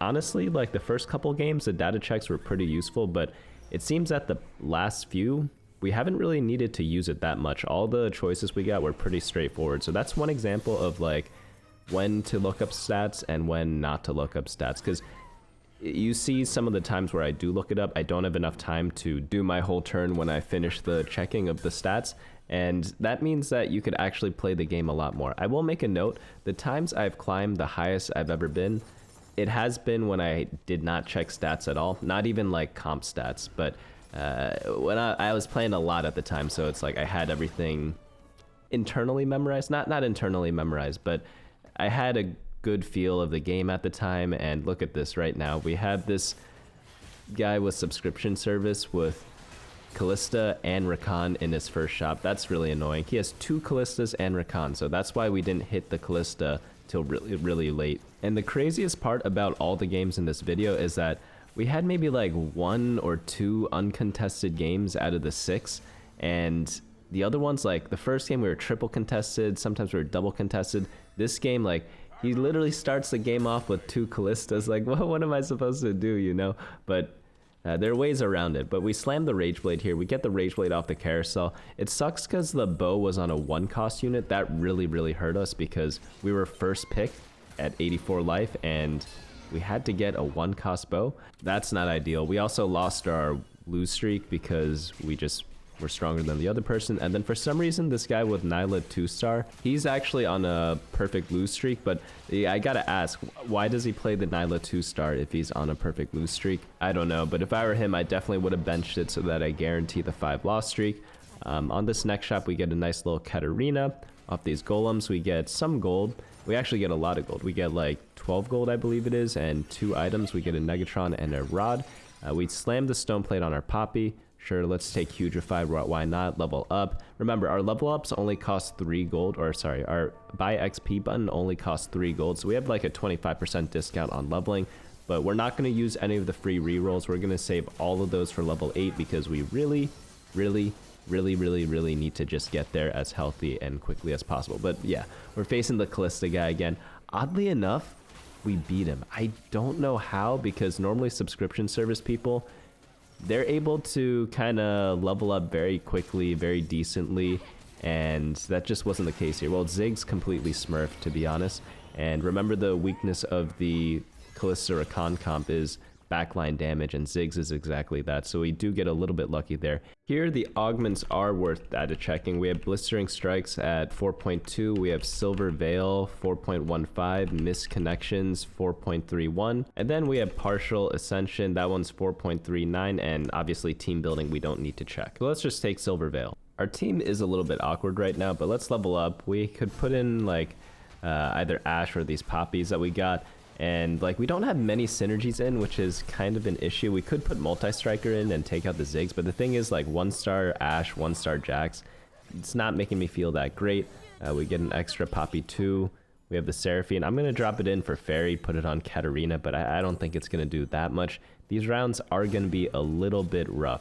This guy's got the Blitz in the front, lots of upgrades in the back line. Okay, yeah, clearly a loss. But on this next carousel, we want to pick up a Last Whisper component. There was a bow. I'd prefer the bow, but someone else took it. So we get the glove on the 4-cost Olaf. That's pretty good. Let's just re-roll our shop. We have like 7 poppies, but we're not going to complete it, you know? It is what it is. I am going to drop this Olaf in and also level up. I think I'm going to swap the Ziggs items over onto the Olaf. Just because Ziggs, I don't know, it's a little past his time, right? He's decent in the early game, but at this point, maybe the Olaf can kill 1 or 2 things, who knows. We'll slam the sword on him and put the glove on Poppy because we're going to sell them, right? We are against a Ziggs 3 player. Okay, I mean, if you have Ziggs 3, he's good, right? But if you have Ziggs 2-star with Rage Blade, probably not the best thing to be playing. But we get to attack his left side, so we get a couple of kills there. Only take a 3-unit loss, which honestly is pretty good. We almost took like a 1-unit loss, which is pretty nuts. We get a decent amount of units that we want in the next shop. I'm going to take out the extra Poppy, and we're facing off against the Frost guy. This guy has dual purpose. It's like a very similar augment to what we have, but it allows you to stabilize a little bit better, but then you have to spend a little bit more of your gold, collect a little bit less interest. But look at this. Kalista 2 on the other Faerie player, or the other Kalista Rakan player, which really unfortunate for us, right? Because it's so hard to find Kalista if 3 copies are out of the pool before you even start rolling, right? Even though we have a fantastic fast 8 augment, maybe one of the best ones in the game, and we're gonna have maybe 50 gold to roll down with 10 free rerolls. Let's see how much we actually have. So we're gonna level up right now. I have 44 gold with 10 free rerolls, and it's just really rough. We're not going to get Kalista 2 here, as I said in the very start. We do get the Tristana, we get a Rakan, that's nice. We get 1 Kalista, good enough, right? And we get to switch our entire team. So let's put in the 5 fairies as we've always done. Take out the Bard, take out the Poppy if we can. We need multi-striker, right? I don't think I have Caston and Jax, but we'll put them in next turn. For some reason I have 6 fairy in right now because I think I have the Seraphine in, which I normally don't have. But Rageblade on Kalista, the tank items on Rakan. I'm going to slam the Steadfast Heart. I think it's fine to slam because I don't want to greed all my items for later. Like, what am I going to use 2 gloves for, right? But obviously one of them is going to be Last Whisper, so the other one has to be used. Let's just build the Steadfast Heart because why not?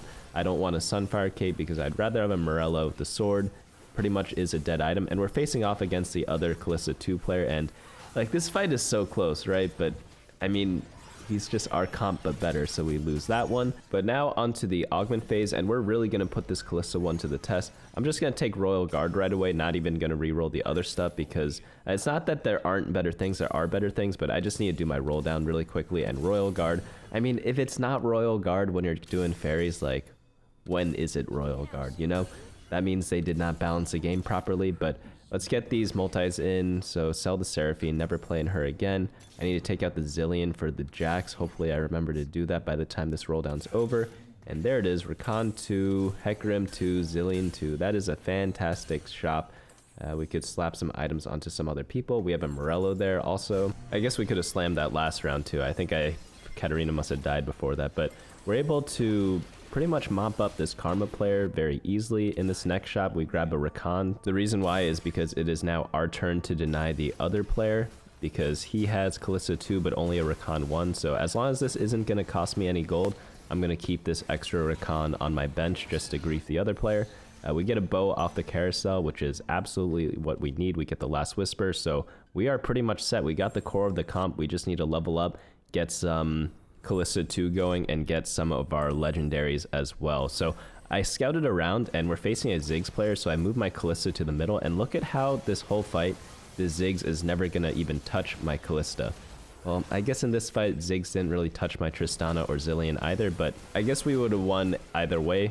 However, there are times where Ziggs does snipe your guys because, I mean, this Ziggs has only 2.5 items, right, and no true AP item. But there are going to be cases where putting your carry in the center, especially if it's 1-star, that means it's squishy, and it's just going to live throughout the entirety of that fight. The Smolder matchup into the Rakan is always hilarious, right? Like, can't kill a single thing every single time. I love that matchup, honestly. We've won it pretty much every time, even against like Smolder 2-3 items, right? But we get a couple of more item components, we get a couple of random champions that we sell, and then we level up and pick Animate Bench. And the reason why I do that is instead of staying level 8, because normally I say stay level 8 to find all your 4-cost units. It's 1, we have this upward mobility augment, and 2, that anime bench thing is really, really powerful because we get so many free rolls, and 3, we still had 30 gold left over. So there's a lot of reasons why I decided to level up to 9 there, even though I normally say a biggest mistake people make at lower levels is going to 9 too quickly.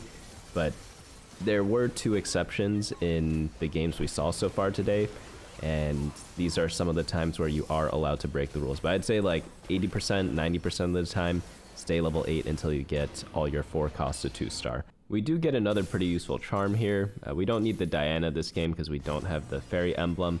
This next fight we're facing off against the Karma Warriors. 1-star Karma, but he does have 2-star Gwen and Fiora, but because he has 3 items on his Karma and not enough on his Fiora and Gwen, which are the upgrades, it's a pretty easy win for us. We get the 4-cost shop, hilarious, because we got 3 Varuses, no Kalistas. We're really just looking for that last Kalista. I rolled down to 20 just to see if we hit something. Any of the legendaries help us as well, like Morgana is a pretty big power spike instead of playing the Xerath. But on this next carousel, the other fairy player gets Fairy Emblem, but we get a Crown Guard, so that's a pretty fair trade, right? As long as we get Morgana. We get Milio too, so that's great. That's the only thing we got going for us right now. I got a little too excited. I had a free way to get Milio 2 from the charm that gives us Next champion we buy is free, but I got too excited. I clicked Milio and then I used the charm to buy Karma instead, so I lost 1 gold there, but it's okay. Excitement gets the best of us. But we finally hit Kalista 2. I thought I hit it in stage 6. Okay, we hit it in stage 5-6, which is 1 round right before stage 6, so that's pretty much the same thing, right? But we face off the Ziggs player. I don't know why he positioned in the way he did, because he would never hit backline units that way. Just keep your Ziggs in the center if you are a Ziggs player, and it's a very, very powerful comp right now. So we are going to level up to 10 for some reason, and yeah, let's get the legendaries in now. I guess we're just going to play the Xerath, sure, why not? Probably don't have to roll too much, but I decide to anyways. I probably could have chilled because I'm at 61 life. Let's pop the item though, let's see what we get. Yeah, I don't think I need to be doing these rolls here. Like, yeah, getting a 2-star legendary is great, but because I had life to play with, I should have held off on it. So here we definitely want the Spear of Shojin to put on our Milio. We'll put the Sterix onto our, what's his name? Okay. I must have forgotten I had Milio too. That's the only explanation for getting the Hextech Gunblade for Camille. No other explanation, because you know what the Spear of Shojin does? It'll give items to my Camille anyways, and probably an item even better than Hextech Gunblade, because Milio normally gives some sick stuff to your team. We won that fight pretty quick though. We get a Morgana 2 in the next shop. We want to roll for like a combat augment, so that one probably not good enough. We could keep going. That one's not a combat, and sure, we'll get this one. We were not going to min-max it. It's a little too rough doing that. If it hits the right person, it hits the right person. If not, it doesn't. But we get a quick win there because we faced a Ghost. Ghosts are always weaker. And then next shop, we're looking for another combat augment, but Yordle Spirit against Ziggs doesn't do anything. But one thing we can do is keep rolling for a different one and then put our Kalista in the center. That way Ziggs has no chance of hitting our person. Has Ziggs gone second place 2 games in a row now? It's a very solid comp. In case you guys want to do like a 1-cost reroll, definitely recommend Ziggs reroll. But we are able to get the quick win there, and that's another first place. So don't worry, like the last game is absolutely amazing because we get a 3-star legendary, so the patient shall be rewarded with that. We get an uncontested Kalista game as well, so we'll see the comp in its full true power. By the way, trainer golems again on here. Thank God everyone voted for it, or like the majority of people did, and it just got pushed to something else. So that's very nice for us. Prismatic Party, another really fun thing. But here we're gonna pick up the Namzi pair eventually. We're gonna leave Nunu on the bench, just by Soraka. If we get Mage start, that's fine too. Any start really doesn't matter, right? As you see from this video before, like we played all sorts of different openers every single game. We ignore a lot of the units that we actually care about a lot of the times, and then we just get them back later. But we get a Namzi 2 for free, so we're going to play that, of course. We get a Gallia, we get a Last Whisper that we could slam right away, and then 4 augments. Pretty easy choices here, like just skip all the other ones that are not upward mobility. We already did the data check before, so once you do it once, you don't need to do it that many other times, right? You should know which ones are really good, and also the other ones, they just did not fit thematically with what we're trying to do. Like, I'm not going to take Wandering Trainers when I'm hard forcing a comp, right? But we slammed the Last Whisper. We're going to scout around a bit, so we have Worth the Wait, Hedge Fund, there's a subscription service guy, but he going more so Fiora, Living Forge, and then there's also one other player, which is Spoils of War 3. Does have a Rage Blade, which is worrying, but they're playing Portal units right now. That means they're likely going to go into Rise instead of a Kalista build, but they still could flex between the two. But we get a nice little Lilia upgrade here, get a bunch of free rerolls from Worth the Wait. Facing off against a Nyla 2 with Trickster's Glass, yeah, we're going to get demolished here, don't need to watch this. And then in the next round, we have a Jax, and we get a few more Namzis, but we don't really have the space to use them. Not going to level up here, just because I'd rather make interest. If we do lose this round, oh, there's another Rise player, we want to sell someone for interest. So this fight actually ends up being super, super close. Namzi almost pulled it off against a subscription service guy, but just barely, not enough. Needed like one more cast, so we have to sell either the Twitch or the Ashe. I sold the Ashe, and then here on this carousel, we wanted a Rageblade component, but you could see the first 2 picks took them away.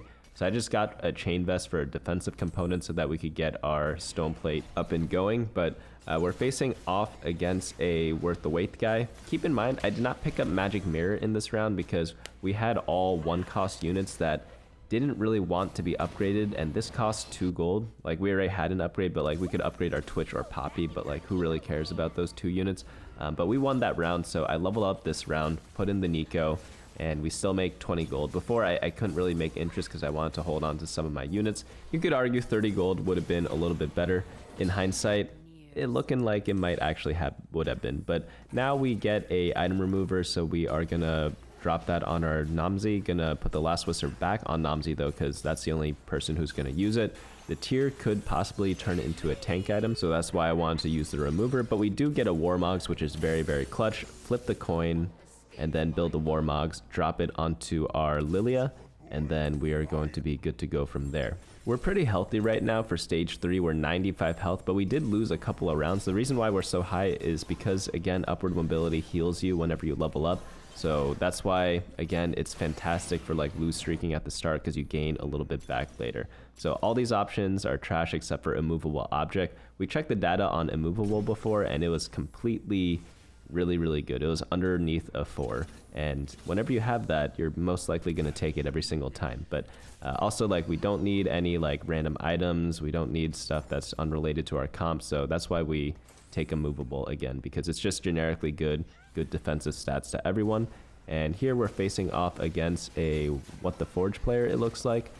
A little bit annoying in the later parts of the game. The Eternal Winter really wrecks our Kalista because she attacks a lot and then she gets stunned and then you're like, okay, come on. Also, the chill doesn't help either because attack speed based champs do not like getting chilled. Same with people in real life, honestly. If you ever tell someone to relax, it gets them so mad. It's so funny. I love doing it on purpose sometimes just to give people a little troll, you know? So we're facing off against the Rise subscription service guy with the Fiora.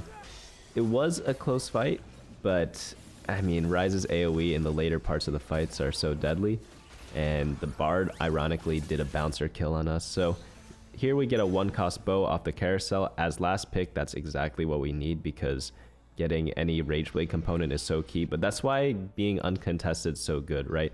By the way, scouting around, like, there's some decently powerful boards, like the Syndra 3 guy, pretty powerful. I think that was off of Worth the Wait though. There's a Portal Spac guy, so the other Rageblade person did indeed go for Portal. So we are confirmed uncontested Kalista at this point. And here's why I'm like, okay, do I even want to roll on 4-1? The thing is, I'm going to have so much gold. It's actually a pretty difficult decision for me. It's like, should we fast 9 or fast 8? Because we're 94 health, we're decently healthy, and no one is going to take any of our units except for maybe Rakan. Not maybe, they will take Rakan, but everything else, pretty much free game, right? Because we're just gonna have so much more gold and we're gonna hit so easily on level 9, even if we don't have like the most gold ever to roll there. So arguably we could go level 9 on stage 4-5 instead of level 8 on stage 4-1 and roll down. So what I want to happen is, in the comments, people put out their reasonings below whether I should go 8 or 9 in this scenario, because it is a little bit of an interesting situation. Sometimes when I'm uncontested and I'm fast 8ing, I love rolling on 4-2 instead of 4-1 because everyone takes all the other 4 costs and then I hit mine for free. But if you have so much gold, like, sometimes I'm like, let me just do it on 4-1 anyways because I have quadrillion gold. Like, look at this. We have 64 gold and 10 rerolls. At 81 life, if we sack 3 rounds, we lose like, what, 12 to 15 health per round. Minus 36, like, it's not the most comfortable fast 9, but it is doable. We could have sacked 3 rounds in a row. We'd be at like 40 life, not a big deal. But here we hit 1-star Rakan, 1-star Kalista, more than good enough for me. Perhaps we could have stopped rolling here and then now go 9 again, just because we have the 1-star copies of our most important units. We have the key items. We have the Warmog, Stoneplate, Last Whisper, and half a Rageblade. So maybe we could chill at this point and go 9. Maybe the middle solution is the best, you know? Sometimes people are all in on one side, all in on the other side, but maybe sometimes being in the middle is chill too. So all 3 of these suck. I'd probably settle for Blossoming Lotus if I reroll and everything else also sucks, but New Recruit's really good. What the Forge, no thanks. I don't want Anger Issues, don't want Multi-Striker Crown, so yeah, it's just New Recruit. And we could possibly go for the Kalista 3-star now. You notice that I have an extra one on my bench. We're not going to lose interest for it quite yet, but right now we get our 5 Faerie in. I need to swap my items over. Oh, nice Camille. So I do decide to roll a bit more. Yeah, we don't need that Shyvana. Why is Shyvana even in? Who am I missing right now? I'm missing a Preserver. Is that it? Yeah, I'm missing the Morgana right now because it's as if we are level 9. So Shojin on maybe the Zillion, swap that over onto Milio later. Keep the stuff we want on the right. Some people like keeping the stuff they like on the right, some people on the left. My friend loves doing it on the left, so whenever I'm like watching him play or coaching him, it's quite annoying, but I get used to it. It's not the end of the world. I like putting mine on the right because sometimes I like buying random units for fun, so I have my safekeeping on the right hand side. So I'm gonna swap the items over onto my Rakan. Last round I had it on my Lilia. We did end up losing these past 2 rounds. It is a little rough. So again, like if we sacked all these rounds, we'd be around like 40 life. It's not comfortable, but it's doable, right? We hit a bunch of Kalistas though. I think I should stop here though. Like rolling for the Rakan 2, I think was a little bit greedy. Not greedy, aggressive. The opposite of greedy, in fact. Just because I feel like going 9 might have been a little bit better because I play around a lot of legendaries. Getting a Morgana 2, Camille 2, it's a triple prismatic lobby, so you have to understand that everyone else is going to be so strong. But I rolled a little bit at 8 at the time because I just wanted to meme and get the Kalista 3-star because it was uncontested and I have a duplicator on my bench. So instead of duplicating a legendary and just getting a nice solid top 2 or something like that, I'm going to 1st or 8th it, go for a Kalista 3. So no thanks, gonna keep it there and put it on the right side of my bench. So we do have the Morgana pair. I could Nico it right now, but we don't really have items for her, so you don't really get that big of a benefit from it. We have the Rakan 2 and the Kalista 2 already, so we don't really need to roll any bit more as you saw in any of the previous games. Of course, since it's triple prismatic, everyone else is strong too. Like this guy's Rise 2, pretty solid team, 2-star Rakan as well for that person. Next round, we get a Lilia. We could swap the Randuins over onto our Lilia. Sorry, we got a Seraphine, so it allowed us to swap the Randuins onto our Lilia. Lilia is just like a slightly better item holder because she's a melee unit. Makes better use of the 150 health than the Seraphine, for example. But here we are facing off against a Varus 2, Swain 2. And this fight is close, but Varus cannot kill Rakan. Like, his single target damage is non-existent. So that's why we're able to counter all the blaster matchups pretty decently, and that's what's really good about this comp. Like the Smolder can't get through Rakan, the Varus can't get through Rakan. It's just really nice. The only way they can beat you is if Olaf somehow gets to the back line and your Kalista just dies, or if Varus snipes Kalista somehow before Kalista is able to do some massive damage to the tank front line. So we are going to get an Archangel here for our Morgana. Very solid AP item for her. We really wanted a Morgana item there. Nothing that great. I prefer stuff like Hat because I don't like putting Archangels on my frontline units because they die much easier. But someone else has Morgana 2. Like, was that a Diana 2 on someone else's board? A lot of people are super strong right now. But we are in a pretty solid position. If you want to play for like a lot safer, you would have Nico'd this Morgana a long time ago, but risk it for the biscuit, you know, and then, or you just go 9 from a long time ago too, but it is what it is. We're able to beat the Syndra board though. Syndra just falls off later in the game, ironically enough, because she's supposed to scale. They need to fix her, make her cast a little bit more, not as much as she did in the first patch, but maybe just a tiny bit more. So I'm gonna roll down a bit.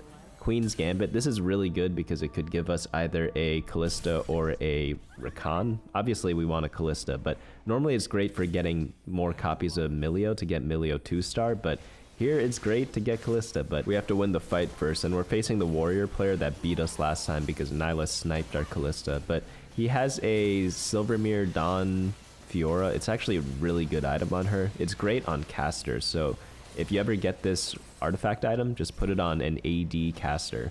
But this time our Kalista gets to kill the Nyla. It was very close, and just like that, not able to finish off our guy, and Rakan can tank for 10 years. So that is very nice for us. We get a free 4-cost unit. What do we get? We got a Rakan. So unlucky. And now we get the Kalista. We do get this giant dragon, so we get to place that in the fight, and we are able to demolish a lot of teams. I do a quick little scout around. No one's noticed I have the Kalistas yet, and no one's gonna start griefing it, so that's pretty good news. But this person has Shojin, and Manazane on Nami. So my Kalista got stunned twice at the start of the fight. Absolutely bonkers. He also has Nora 2-star. Great team. Zonia's on Rise with Rage Blade and Archangel Staff. That's probably best in slot Rise, one of. I did want this Kalista off a carousel, but someone else took it. We are last pick, unfortunately, so at least we get a takeable item. We get Steadfast Heart. It's actually a fantastic item. Just drop it on our Morgana, because ideally we're getting Morgana 2 soon. I don't know when it's going to happen, but hoping not too long from now. The person that took the Kalista, I'm going to be scouting just to see if they sell it. And I'm going to try to be a little sneaky about it. I'm not going to check or stay on their board the whole time. Just quick checks. You could always just click and press spacebar really quickly, and then they can't actually tell who's scouting them.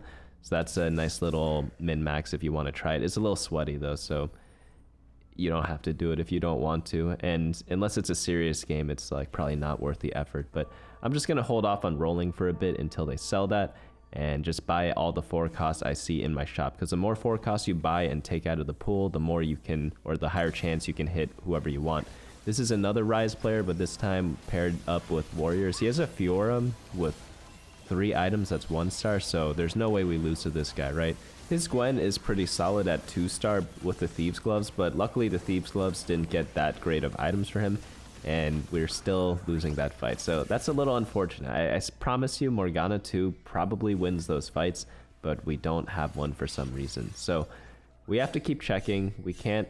And Jesus Christ, this guy is so cringe. He comes to my board and spam pings it and then types in chat Kalista. I'm just like, come on, man, whatever.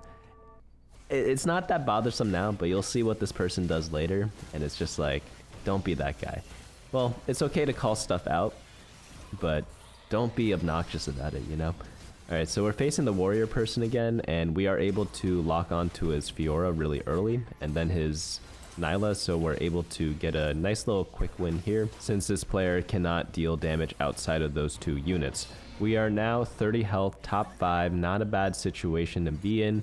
We are 2 off of Kalista, and since people know that a lot of people are coming to my board every now and then, I'm actually going to do a solidly deep roll down to try to get as many Kalistas as I can before other people roll. Also, I can't roll down 70 gold in one turn, it takes too long, so getting as much gold out as possible is going to help me a ton. And we get a Kalista from the thing. That's very, very helpful. I'm going to get the chill and burn thing. And surely we hit, right? We just need to hit one more. We have 50 or 60 gold that we rolled down. And come on. We don't hit. Unlucky. I was pretty pissed at this point, because no one has it. I guarantee you if we scout now, no one's holding on to it. But we just rolled to a hard 0, and yeah, it just wasn't there. Luckily, we get a great item, Protector's Vow. I've been talking about this all day, but I think this is the first time I have a Protector's Vow on Morgana. It's just absolutely such a great item. But yeah, we scout around. No one has the Kalista. So yeah, how come we didn't hit? Unlucky. A lot of people are going forecast too. I think this player is the only reroll player. I mean, I guess the Nyla guy's a reroll player too, but he's got a bunch of forecasts on his team too, I think. But we actually lose this round, so I'm pretty worried here, because I'm I just griefed my whole game to try to get Kalista 3. And we're at 14 life now and 1 death, and everyone is living with no health at 5 players left. But we get the shop here, and I'm just like, holy cow. And I forget how this polymorph thing works, and I sold my entire team after I duplicated my Morgana, because I didn't notice the thing yet. So I duplicated Morgana, and then look at what I do. It's so funny, because all I have to do is sell Rakan and click Major Polymorph, and I get a guaranteed 5 cost, but for some reason I sold my whole team. And then I tried rolling to get a team back, and I was just like, I don't know, it's just really funny. But put the vow on Diana.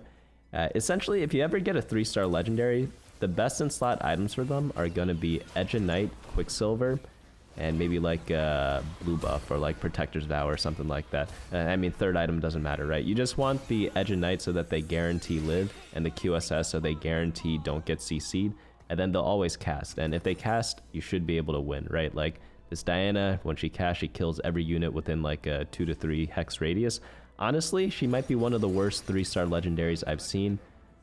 Other ones in the past have like just won the game on the spot after casting once, but yeah, I'm just gonna put 3 mana items on her and just drop a team in. But hopefully we're able to win this game. The only way we lose is if other people, like, look at this, he's like calling me a coward and stuff. It's like, weren't you the one pinging me so that I wouldn't get something like this? Like, isn't that person the coward? I don't know. That's why it's so stupid. Like, it's just, yeah. All right, but we get to watch one more fight of this, and we are against a Rise and Fiora and Rakan player. And look at this, she just eats everyone alive. It's amazing. But look, Edge of Night, his Camille actually lived against it because of Edge of Night, but not the second cast. So that's really good. We are able to get a first place there, and we're able to hit the guy that was like typing a lot in chat, whatever, and we get a nice little win here because this person FFs. So that's how I got 250 LP accidentally. It's all because my friend just told me to try it, and we did it.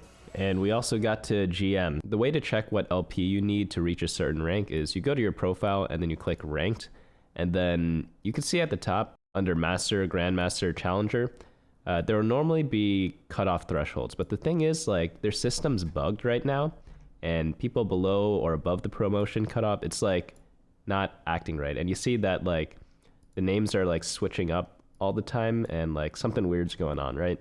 Normally it does work, maybe like 5 sets ago it did, but recently it just hasn't. Like, look at all these numbers. This is the Riot client, by the way. But luckily on the ranked leaderboard on teamfight.lol, you just click whatever region you want to look at, and it'll show you the rank for whichever cutoff you want. So 283, I'm at 287. So whenever they do the rank snapshot, which I think is 3 a.m. for me Eastern time, it'll update whatever rank you want. But honestly, like, I kind of want to play this more to get to Challenger because my friend's like, oh, do it to Challenger. But I kind of want to play other things. Like, I don't know. It was pretty strong, but like I didn't do anything that special. So let me know down in the comments, should I continue this same comp to Challenger or do I switch it up a little bit? But thanks so much for watching. If you do have any questions on the video, be sure to timestamp if you are referring to a specific play or something like that. But if you have any general questions, just throw them down there as well. But that's going to be it from me today.